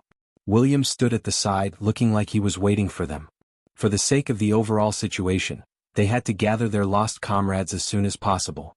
Magni and the blood elf thief Valera would be the first to attack. William wouldn't abandon his brothers, so he stayed behind to take care of Brawl Baremantle until Chandris finished healing him. Chandris had no reason to refuse, no matter if it was to save her comrades or to protect her comrades from the hero group. Furthermore, she was the only two priestesses of the moon goddess in the group. Just like how many people would be charmed by Tyrant, who was riding a white tiger and wielding a bow. Many people couldn't tell at first glance that Chandris was actually a priestess. Gentle white light shone from Chandris's slender fingers. The healing effect of the moon goddess' divine spell was far superior to that of a druid's spells. It easily healed and regenerated Brawl's organs. Just 3 minutes later, Brawl caught his breath and revealed a relieved expression. William, I'm fine now. You don't have to take care of me. As long as I don't actively participate in the battle, I should be able to recover to about 80% of my strength before the final battle. Chandris wiped the sweat from her forehead. Let's hurry over. I just received a message from that bastard Marcus.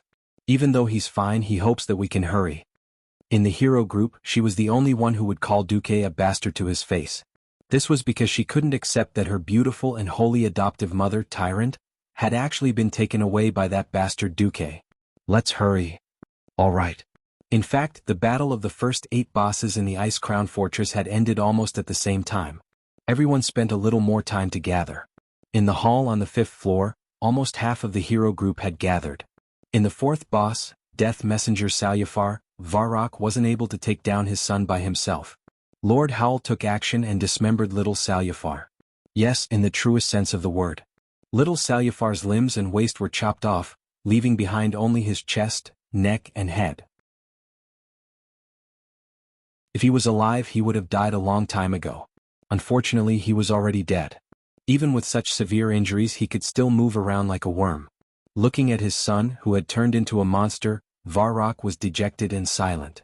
Only Grum kept comforting him, saying, "Just kill Arthas. Your son will at least come back." The other, heavily injured, Gavin Rad went to cut the rotten noodles while being chased by the ooze monsters. In the end, both his buttocks were bitten off. It looked very similar to the logo of a famous brand like Apple. In the end, Gavin Rad only managed to take down the rotten noodles with the help of Theon.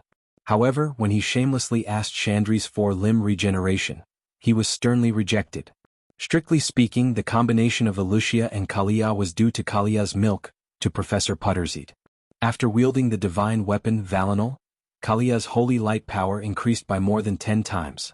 Originally, with Wuxia's strength, it would have been impossible for her to deal with the strange professor. Instead, Kalia gave Putterseed a holy light treatment. You're sick. If you're sick, you need to be treated. A ray of holy light and cure disease was cast, and a mysterious chain reaction occurred.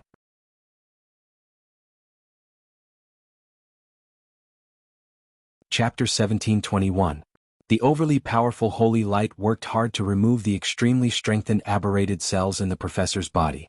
After these cells, which were created using the plague as a blueprint, were stimulated, they began to devour the professor's healthy living cells. What was the result? With a whoosh, the originally thin professor swelled up like a balloon. Ah! The professor became a howling beast, his cries echoing throughout the lab. He looks like he's in pain. What should I do? Kalia raised Veronel in a daze. Continue? Since the enemy is unhappy, then we have to do it. Isn't that what Duke has been teaching us all this while? Elugia was the more assertive one. Yes. Recover, heal, cure, greater heal. Under normal circumstances, using holy light to heal an enemy with the shadow attribute was nonsense. It wasn't that holy light couldn't be used on the enemy, but that form of holy light wasn't as effective as a priest's punish. But the reason why a divine artifact was that it had extraordinary special effects. Veronel was a top-notch divine artifact that could grant life to inorganic objects. Although its effects would definitely be reduced after recasting, its ability to stimulate the growth of life was coincidentally the nemesis of Putricide's howling beast. Not only were the aberrated cells in his body stimulated, but his muscles, which should have been dead and had rotted to his bones, also showed signs of mutation. The cells of 2 different attributes were stimulated, multiplying thousands of times faster. After Kalia cast her 30th spell, bang! The professor exploded. The 2 dainty heroines looked at each other. Does this count as a victory for us? Kalia asked in a daze. You can say so. On the 6th floor of the ice-crowned fortress, Imriel, Vanessa, Lilith, Tyrant, and Riadaline were battling the bloody Queen Lanise. At the start, Imriel was the first to be hit. Perhaps she wasn't strong enough to pose a threat to Lanise, but the bloody queen actually bestowed her with a blood queen's essence. Her hooves were instantly pumped up. She swung her hammer like a windmill, hitting the bloody queen's head until it bled. Even so, Lanise was not annoyed. Instead, she looked at the hoof, liking it even more. Then hoof felt terrible. How strange, I suddenly crave fresh blood. Can one of you give me a bite? The hoof's words were naturally treated as a lunatic. Not only was no one willing to pay attention to her, but everyone subconsciously distanced themselves from her. In the end, a negative mind control effect called uncontrollable frenzy broke out. Originally, the hoof should have lost its mind and become brainless, allowing itself to be controlled by the Blood Queen. As the first disciple appointed by the Prophet Willan after his death, Imriel's willpower was rare in the world. His willpower was unparalleled when it came to protecting his clansmen against evil. As a hoof who had gone through countless hardships, he managed to forcefully break free from uncontrollable frenzy with his own willpower. When she recovered in the short span of a second, the Blood Queen was stunned and suffered a few more attacks for no reason. Everyone be careful. She can turn people into vampires. If you don't drink blood, you'll be under her control. But if you drink blood, it seems that you'll pass on the vampire ability to the other party. She might bite someone else later. The hoof was unusually smart. Almost immediately, she revealed the truth of the matter. Turning the opponent into a vampire and having a mental breakdown if he didn't drink blood was the Blood Queen's core skill. If this skill was broken, how could she fight? Then the hoof's cleverness was ruined. Since Imriel isn't afraid of being controlled, why don't we all bite Imriel after we get hit? Vanessa immediately thought of a countermeasure. The hoof's face fell and she trembled. No way? For victory. This is a must. Vanessa's expression was serious and brooked no refusal. Then, I've been hit, Imriel, Laedline shouted. This time it was her arm that was bitten. "It's me this time." "Hoof, come here," Vanessa shouted. "Can I not come?" "No." A thief was resolute. This time, it was her shoulder that was bitten. In a tense situation, those who hadn't become vampires before would not have any experience. Most of them were ruthless. After a few rounds, the hoof was traumatized by the bite. This fellow actually decisively changed into a more sturdy set of armor just before the battle. It was Tyron's turn. The hoof shook her hand and shook her head. Although the chicken blood from the Blood Queen had greatly increased her attack power, it was still too painful to be bitten every time. This time, the hoof decisively came to a conclusion. "Your Excellency, Whisperwind can bite others. Isn't it better to increase everyone's attack power?" "No. Please forgive me for refusing. And you won't have anywhere else to bite." The hoof wagged her tail proudly. In her glee, she forgot that her blue tail was only protected by two pitiful metal rings. The agile Tyron pounced forward and bit Adreniai's tail. "Ah no, it's too sensitive there, I will." "Ah." It was a sorrowful cry mixed with a special meaning. Then, perhaps out of mischief, every heroine that was hit by the Blood Queen's essence chose to bite Imriel's tail when they had no choice but to bite someone. 2 minutes later, the Blood Queen was defeated. Everyone was very happy. Only a sobbing hoof was left, sitting on the ground as if she had been toyed with. Sob, sob, sob, "I can't get married anymore." At this moment, in front of the ice throne, Arthas's expression was even worse. Half of the Scourge leaders he had carefully selected had fallen, leaving only the unreliable Anastrian in a stalemate and a green dragon dream treader, Velisria. This green dragon was not a member of the Scourge army. She was just a green dragon that had been captured by the Scourge army. She was trapped in the Frostwing Hall of Icecrown Fortress, unable to move. In order to save the Dreamwalker, the Alliance's heroes only needed to heal her from paralysis to full health under the obstruction of the Scourge soldiers. Then everything would be fine. It was not an exaggeration to say that all obstacles on Arthas's path to destruction had been cleared. Arthas had just used Frostmourn's fury, but it did not hurt Duque at all. Admittedly, the overall power of this level of ultimate skill was quite shocking. If it was used to attack a large fortress like Naxxramas, it would definitely be able to take it all. But as an attack against a single target, this kind of explosive attack with an area of effect did not have enough energy density.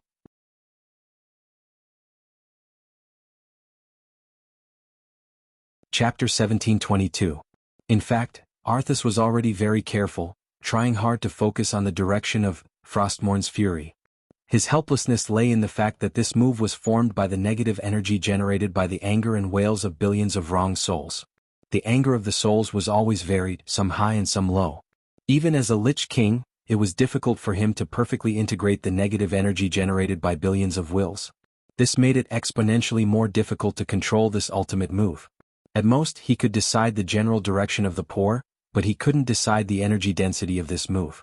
Duque, who had already studied and analyzed this move thoroughly, seized the opportunity. He first used True Mirror Image to trick Arthas into attacking the south, and then he shamelessly used Atish as support to forcibly teleport Queen Sylvanas to the north. Because it was a full-range attack, Duque still had to take some of the power of the fury of the wrong souls. But compared to taking it all in from the front, the pressure that Duque, who was on his back, was on the same level as an itch. Queen Sylvanas lay on Duque's back and giggled, which was rare. "Duque, I find that I love you more and more. I love the way you make Arthas gnash her teeth in frustration, yet there's nothing she can do about it." Duque bared his teeth and thought to himself, "I didn't expect that such a stubborn person like Queen Sylvanas would one day become a bystander who only knows how to cheer 666. Did I lead her astray?" However, at this moment, Duque was simply a model of a righteous hero. On the other hand, Arthas's white hair looked extremely messy. It just happened to confirm the saying, "A defeated army is like a collapsed mountain and there is no way out." After withstanding this ultimate move, Duque pointed at Arthas with the head of his drumstick. "Arthas, you're finished?" Arthas didn't need Duque's reminder to know that things were not good. With the fall of all the leaders under him, the Calamity Army, which was a towering tree, had most of its roots cut off. Of course, he had been trying to repair the roots since just now. What he did was no different from patching. If it was just 1 or 2 holes, he might be able to fix it. However, the Calamity Army was already a basket full of holes. How could it be mended? In his perception, the number of soldiers of the Calamity troop was still dropping like a cliff. At this moment, The monitor above Duque's head clearly indicated that the total number of Doomsday Troop soldiers had fallen below 100,000. The hateful Allied forces had all become skilled in dealing with the Undying. Not to mention the Calamity Army that had lost their unified command and only had their instincts left. Even if the Calamity Army had a commander, they would still launch tactics such as decapitation tactics or infantry cannons to advance step by step to weaken the Calamity Army. Even if he didn't want to admit it, he had to admit that there was no way to fight this battle. However, I'm finished? No, I'm not done yet. Arthis suddenly perked up as though she had been injected with some kind of expired chicken blood. She didn't know if it had any effect, but in any case her aura had risen. He let out a heroic roar, his white eyes turning bloodshot because of the surging shadow energy. As long as I kill you, I will kill you. That's right. As long as I kill you, Duke Marcus, I will be able to turn the tables. Faced with Arthis's roar, Duque rubbed his eyebrows in an extremely pretentious manner. Have I ever told you that the top 10 misconceptions in life is, I can kill you? Pfft. Obviously, Duque's words were all unreliable and venomous, but in the ears of Queen Sylvanas, it became a famous saying. Not only was it full of domineering, but it was also very satisfying. Queen Sylvanas once again burst out laughing without any restraint. This was not the end. Duque shrugged and looked forgetful. I forgot that you are not a human anymore. Perhaps you can make an exception? An exception. I don't need an exception. I still have. Arthis was interrupted halfway through her sentence. Do you think you still have an Astrian? Duque's face was full of mockery. Arthis's heart turned cold. He also knew that his mentality was very much like that of a gambler. He knew that betting was not reliable, but he always deluded himself into thinking that he could turn the tables. Who knew that he would lose everything? This time even Queen Sylvanas spoke, her mockery even more obvious. Don't be silly. We know an Astrian better than you do. You will only stand on the side of the winner. When Sylvanas said this, even Duque felt that fate was really strange. Ever since he had transmigrated, many people who should have died in history had survived under his influence. Although not all of them were very happy, at least they had a much better ending than the original bitter ones. However, there was an exception like an Astrian. Originally in history he had led all the members of the Silver Moon Council to fight against Arthis in the Third Battle of the Dark Portal, and in the end, all of them died in battle. He and the council had all kinds of arrogant and even corrupt lifestyles. But at the last moment he did not escape, did not abandon his people, and could be considered to have fulfilled his duty and died for his country. The Sun King might not be considered a hero, but he should at least be a character with a neutral rating. However, such a character, perhaps provoked by Duque's abduction of the Windrunner family, was forcibly turned into a villain. Queen Sylvanas was right. In this life, an Astrian could voluntarily become a Lich to protect himself when the Scourge army was strong, and would betray the Lich King and become the leader of the Forgotten when the Lich King declined. He would definitely not mind betraying the Scourge army again. Moreover, this time he had a very good excuse. At the same time, in the teleportation hall of Naxxramas, an Astrian knelt in front of the Red Dragon Queen who had broken out of the cage. Please forgive me, the sinful me. My soul was forcibly controlled by the will of the Lich King. I can't control myself. Please grant me destruction. Hurry. Otherwise, I'm afraid I can no longer control myself and will hurt you. The Alliance is the best ally of the Horde. Jaina's eyes were full of contempt. She did not believe a word of the Sun King's words. Beside her, Kale, that was silent, but his tightly clenched fists betrayed the excitement and anger in his heart. Kale, that was never a fool, and he instantly understood why. Because of this he felt even more humiliated. Again. If Jaina was in charge at this moment and she had the ability, she would definitely destroy the Sun King on the spot. Unfortunately, the person in charge here was Alexstrasza, one of the most important existences in the Alliance army. And in terms of alignment, she was definitely in the good lawful alignment.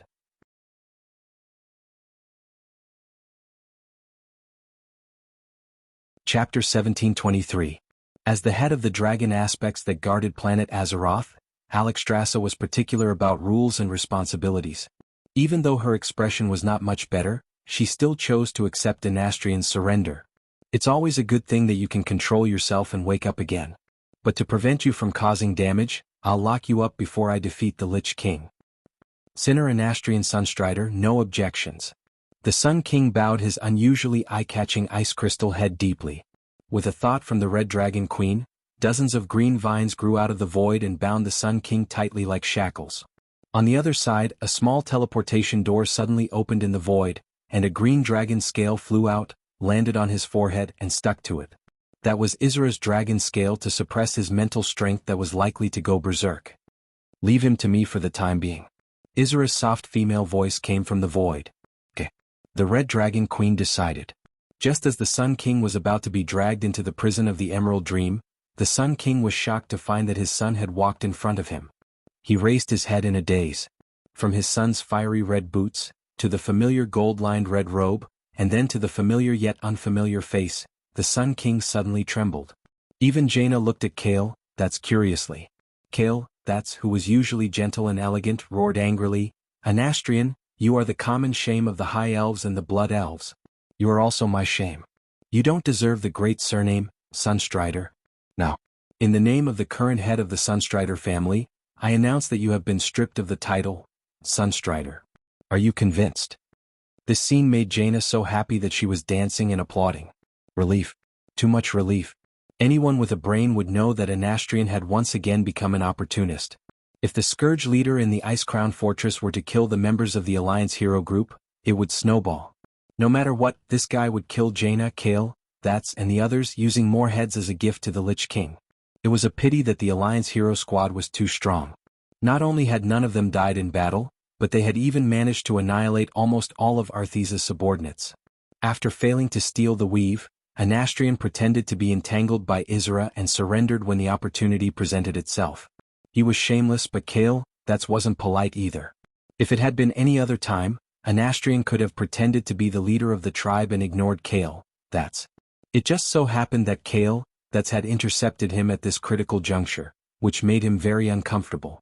Now that he had been labeled as a capricious person, if he didn't tuck his tail between his legs, he wouldn't be able to cry even if Kale, that's killed him now. With all of his power sealed, he was now no different from the weakest skeleton soldier. His entire body was trembling, but he couldn't find any reason to retort. I was ambushed by the Lich King Arthas, and then my mind was forcibly controlled. I am your father. Before he could finish, Kale that's interrupted him coldly and sternly. Shut up. I, Kale that's once had a father, but my father betrayed his people and his son, and despicably chose to end his own life. From that moment on, I no longer had a father. The one standing in front of me is just a despicable lich with the same name. Finally, I'll ask you one more time, if I strip you of the surname, Sunstrider, are you willing? Anastrian said the word, I, 3 times in a row, but he couldn't continue. The surname Sunstrider was too important. If he kept it, he might be able to use this name to tempt powerful magic elves who were at the end of their lives to be of use to him. He really couldn't bear to give it up. Kale that sneered. You can't bear to? Fine. Then, in the name of the patriarch of the Sunstrider family, I'll grant you, an existence who has insulted the name of the Sunstrider, complete destruction. With that, Kale that's really did accumulate a basin-sized fireball in his hand. Alexstrasza, who was next to him, wanted to stop him, but she just raised her hand and put it down again. She was the guardian of the rules.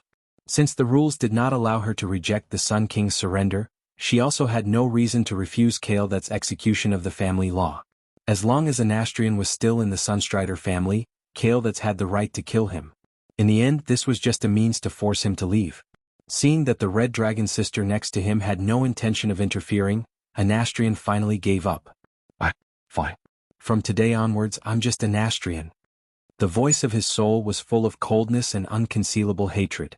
Yes, he even hated his own son. Kale that's flicked his sleeves and left. In the end, a sentence was cast from the fiery red back. I will inform all the leaders of the tribe of this decision as the Dalajin Kirin Tor chairman. If the Sun King still had lungs to use, his lungs would have expanded rapidly and he would have exploded on the spot. However, he could not do anything because among the back that his son had left him, there was an even more majestic and insurmountable blue back, the back of Duke Marcus. As long as Duque supported Kale that's he could not do anything at all. As his whole body trembled, he was slowly submerged by the green liquid from the Emerald Dream. On the void platform of the Ice Throne, Duque received a telepathic message from Alexstrasza. Sorry, I was unexpectedly entangled by that guy. Now that it's settled, do you need help on your side? I don't think so. Besides, My people still have a grudge with Arthas to settle, Duque replied calmly. Really? Free work. The Red Dragon sister had a hidden meaning in her words. A Lich King who has lost his subordinates is like a grasshopper without legs. He won't be able to jump around for long. Aren't you just thinking about snacks? I won't give you less. Of course, if it doesn't work, I'll call for help. Duque laughed. The Red Dragon sister, who had her thoughts seen through, blushed and shamelessly said, I remember. I want snacks. Different types, at least 100 types. If they're not delicious, I won't accept them. All right. Duque turned off the telepathic communication and looked at Arthas, who had a very bad expression. I think these people will be very eager to see you. Duque raised his hand and activated the space-breaking power of Atish. A few figures that Arthas was familiar with stepped out of the portal.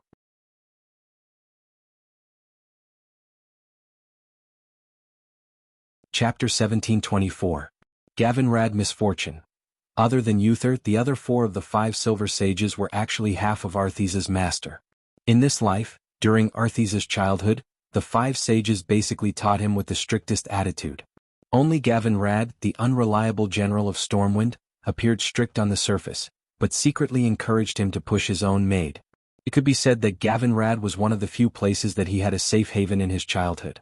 Tyrion Fordring, another of the 5 Silver Sages. In a sense, he was very similar to Uther. If Uther was a perfect role model, then he was the symbol of excessive tolerance. Before he disappeared with Karazhan, he was tolerant and compassionate towards many people, even opposing the enslavement of the orcs. If these 2 people, who were both teachers and friends, made Arthas feel uncomfortable, then the next person was the one that Arthas did not want to meet at all. Queen Kalia Menethil, the most gentle and kind sister to him. During his harsh and difficult childhood, she was the only safe haven for his soul, the one and only salvation. When faced with his father, Tyrinas, who had always treated him rudely, he did not hesitate to stab his sword into his chest. If it was Kalia standing in front of him at that time, not to mention hesitating, he was afraid that he would have knelt on the spot and begged for his sister's forgiveness. After all, the other reason he hated his father in this life was because his father forced his sister to die. Who knew that his sister did not die? In order to escape his father's persecution, she faked her death with Duque's help and ran around the world. When he killed his father and master, his sister suddenly came out and announced that his self-proclaimed title of king was invalid, and she became the Queen of Lordaeron. This result at least made him lose half of the reason he had to kill his father. Everything he did after that was more like a mistake on top of a mistake, and he had no choice but to go all the way. Now that he saw his sister, Arthas felt very conflicted. I should have sent people to capture her, and then let you kill her yourself. The one who spoke was the other me in Arthas' soul. This me, of course, was Nazul. Almost as soon as Kalia appeared, Arthas felt that the 2 souls that had merged perfectly in his body were showing signs of splitting again. Another voice in his heart immediately warned him sternly, Idiot! Don't be distracted. You can no longer go back. You are no longer Korea's naive brother. You've already fallen. You've killed your father, your master, and the thousands of soldiers and civilians of the Rotterdam kingdom. Do you think you can return to your past glory? You are a demon king whose hands are stained with the blood of humans. Yeah. There's no going back, Arthas told herself. Ever since his sister had disappeared 5 years ago at the Door of Darkness, it had been 21 years since he had last seen her. Kalia was still that elegant and peerless sister. Of course, he knew that Duque had given his sister eternal life and youth. That pure beauty was forever fixed at the age of 16, the age when his sister was the most beautiful. Time and age had lost all meaning to his beloved sister. Kalia, who was wearing a priest's robe, saw Arthas take off his helmet. Looking at that familiar yet strange face, the thousands of words in her heart were all stuck in her throat. Her mouth squirmed for a long time, but she couldn't say a single word. Behind Kalia, even more Alliance heroes stepped out of the portal. Feeling the atmosphere, everyone silently stood to the side, leaving time for this noble and fateful pair of siblings. After a long time, Kalia finally raised her head. The corners of her eyes were already full of tears. Arthas, are you doing well? It sounded a bit nonsensical, but this was the condensation of a sister's more than 20 years of longing for her brother. It had nothing to do with identity, status, or life and death. This was the purest familial love. Inside the Lich King's body, another voice that was exactly the same as Arthas screamed, Don't answer. You will be weak. Arthas raised his head. I'm not doing well. Not good at all. And I think today is the day of my destruction. In just 3 short sentences he expressed his sorrow. He poured out the entanglement, depression, and pain of a lost soul. In his body, the voice had already begun to change. It was no longer like Arthas. It began to change back to Nazul's voice. It's over. Everything is over. Arthas, you idiot. Idiot? Maybe. If I wasn't so stupid, I might have been able to see through Nazul's plot. Perhaps I wouldn't have fallen.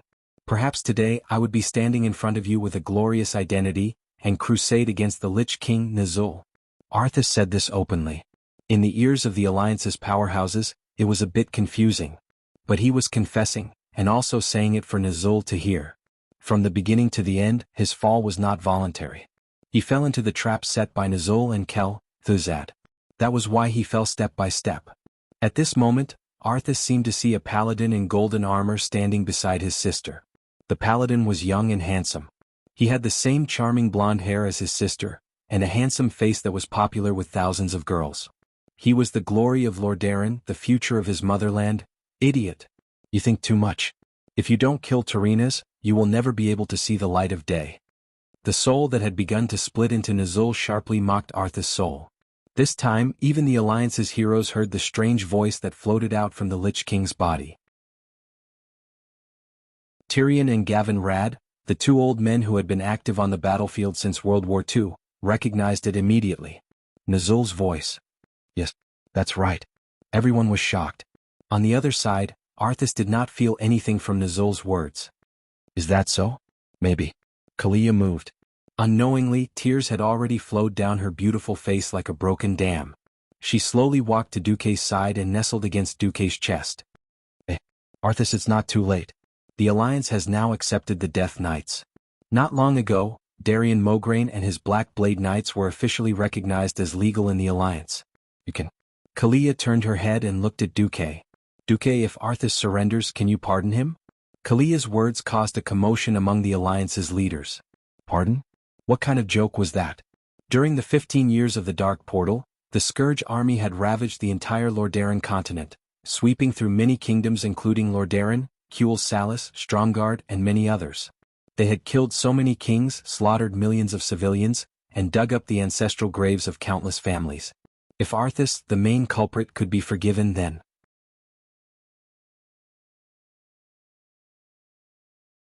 Chapter 1725. Without waiting for Duque to reply, Arthas suddenly shouted, Enough! Are you kidding me? I am the Lich King Arthas. Arthas, the king of immortality who rules over this land. Kalia's delicate body suddenly stiffened. She also realized that she had gone too far.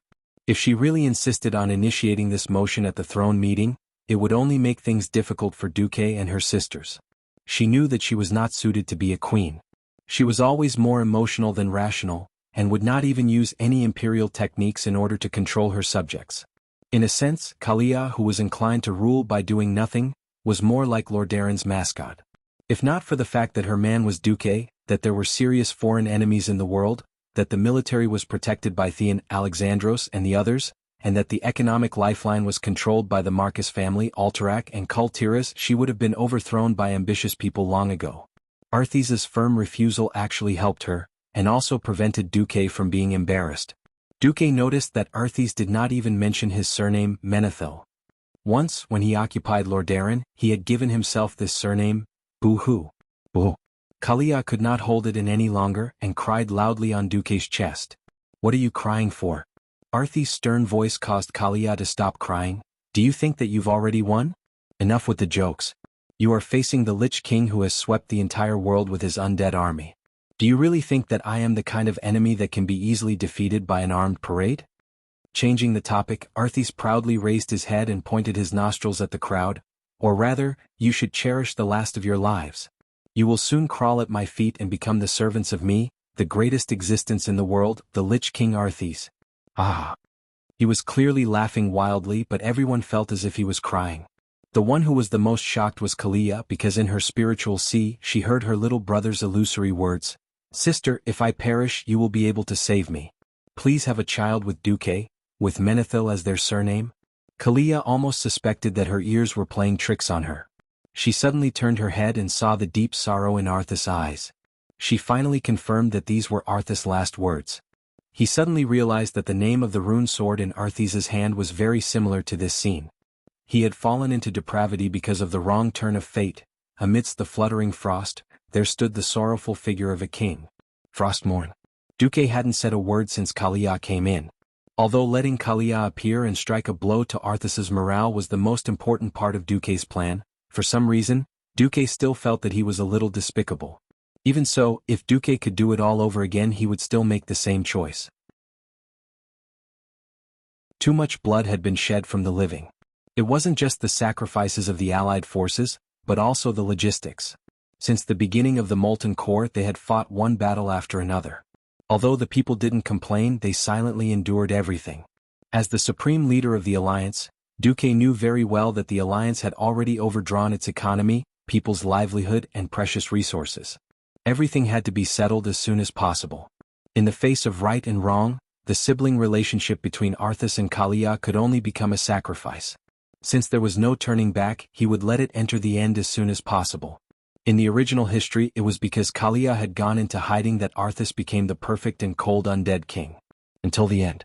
Arthas in this life was definitely weaker than in the original history. This was because from the moment he became a Death Knight, he had been constantly blocked by Duque.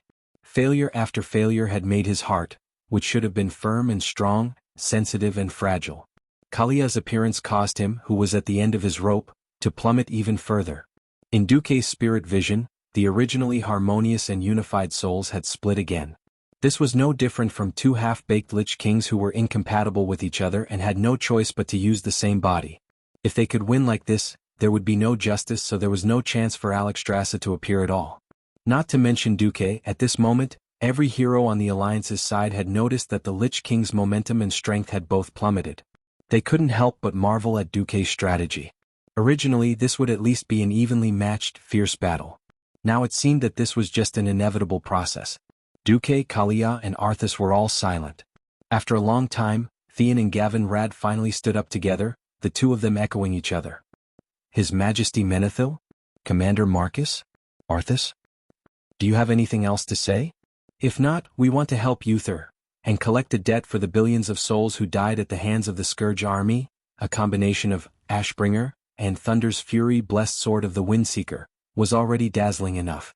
At this time, the third wielder of the divine weapon joined the ranks. Kalia, who was covered in tears, wiped her face with Duque's sleeve, resolutely held Veronel, and walked behind the two burly paladins.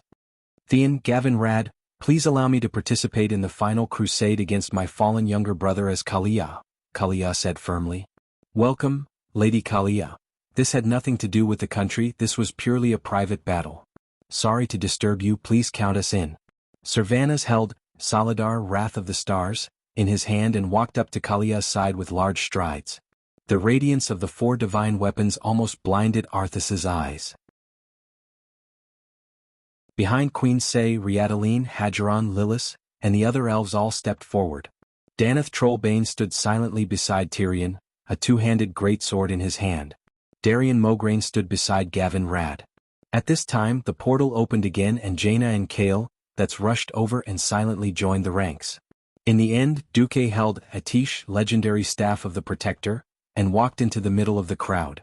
Arthas finally began to laugh maniacally once everyone had regained their footing. He pulled out Frostmourne and acted like a madman. Ah, ah, am I really that unpopular with people? So many powerful beings want to see me destroyed? Ah, very good. Then come, let's see if you will completely destroy me or if I will enslave all of you.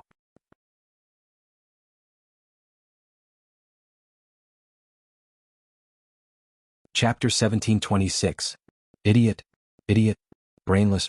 In Arthas's spiritual world, Nazul's soul was cursing non-stop. Stop. If you really want to completely destroy yourself, you can continue to expand the differences between our souls, Arthas retorted calmly. Nazul did not say anything else. He used to be very afraid of death. After death, he was afraid of suffering, and he was even more afraid of having his soul completely destroyed. At this time, his weakness that reached the deepest part of his soul was undoubtedly revealed. Arthas's words had stopped him. Nazul even suspected that his choice to fuse with Arthas was the biggest mistake in itself. The souls of the two of them had almost completely opposite personalities. It was very likely because he was weak and old that Nazul looked forward to the young, powerful, brave and full of drive Arthas. If they could reach a consensus, their personalities would indeed complement each other perfectly. Unfortunately, it was all too late now. Arthas had already begun to reject Nazul's soul. That was why Nazul was called to fill the pot. How could he fill the pot? Even so, Nazul still harbored a tiny bit of hope and hoped that the allied army would make a mistake. Damn you, Anastrian. If only I still had that crystal skull. Although I hate that thing, it's really troublesome without it now. Nazul continued to pour out his grievances. Anastrian? Ah. Don't think that the old man's fate will be much better than ours. Believe me, Duque must have deliberately kept him. Nazul did not speak again and only sneered coldly.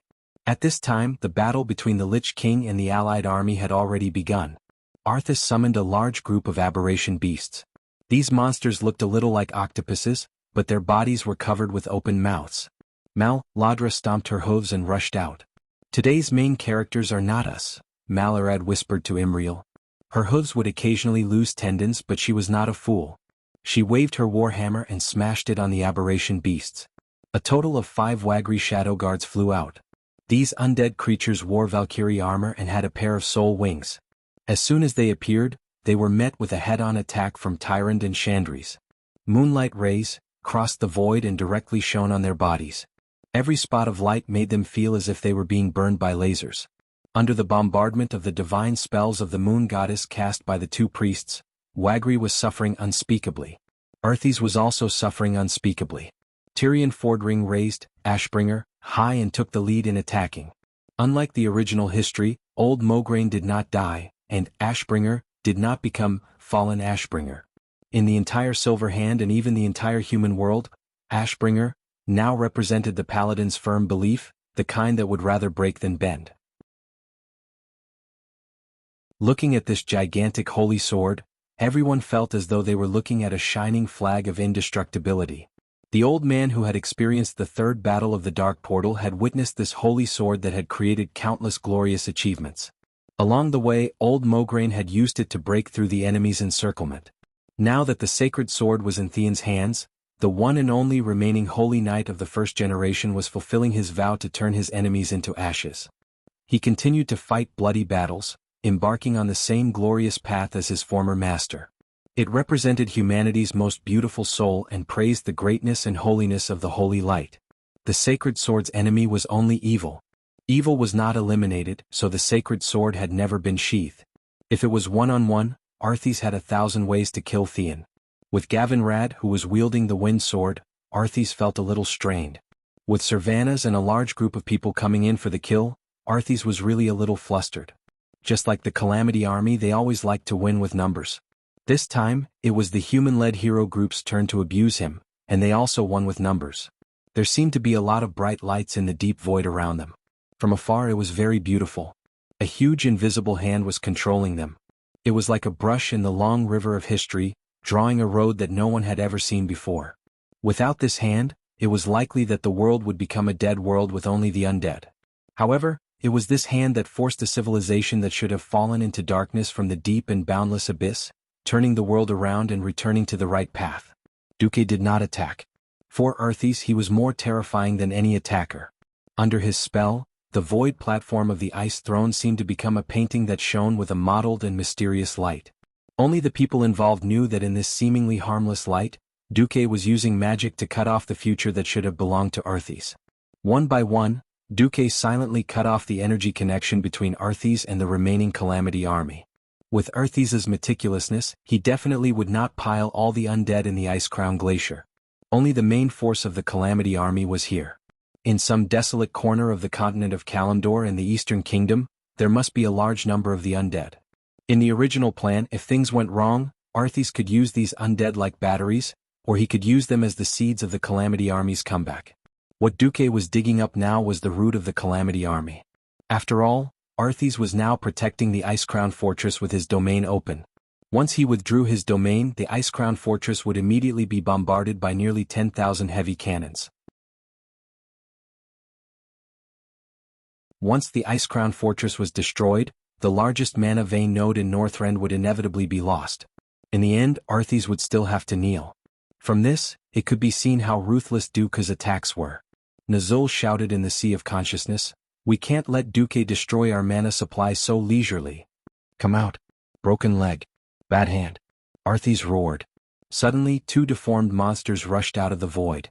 The muscles on Duke's cheeks twitched. This thing was not in history. The one called Broken Leg was an undead mammoth man. The difference was that this guy actually had 16 broken elephant legs. As soon as it appeared, it immediately sent several people flying with a round of Mandarin duck chain kicks, such as Imriel. Just a little bit more and his hoof would have fallen into the void outside the platform. Duke used Magician's Hand to grab the tail of the hoof in midair and saved it. The bad hand was even more disgusting. It looked like a giant human palm with a diameter of at least 10 meters, but there was a big green eye on each knuckle.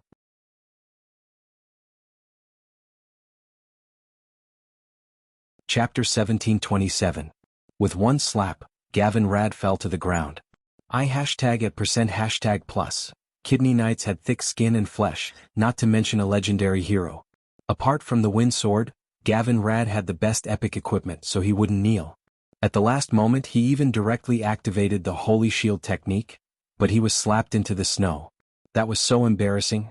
Bad Hand not only flattened Gavin Rad but it also grabbed Theon with one hand.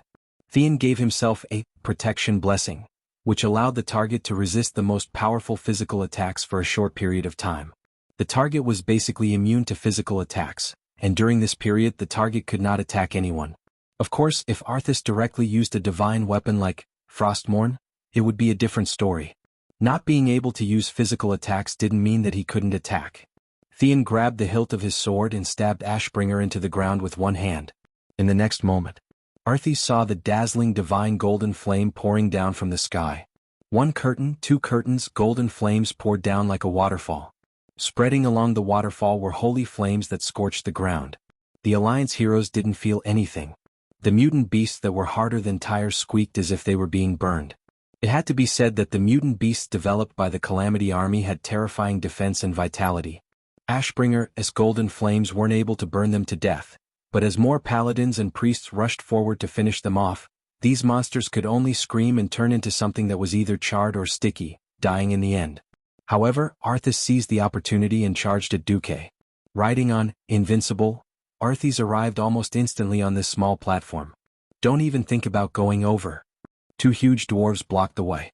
The Iron Furnace Fort had never been directly attacked by the Calamity Army, so he didn't have the nerve to fight for the position of main attacker with the other victims.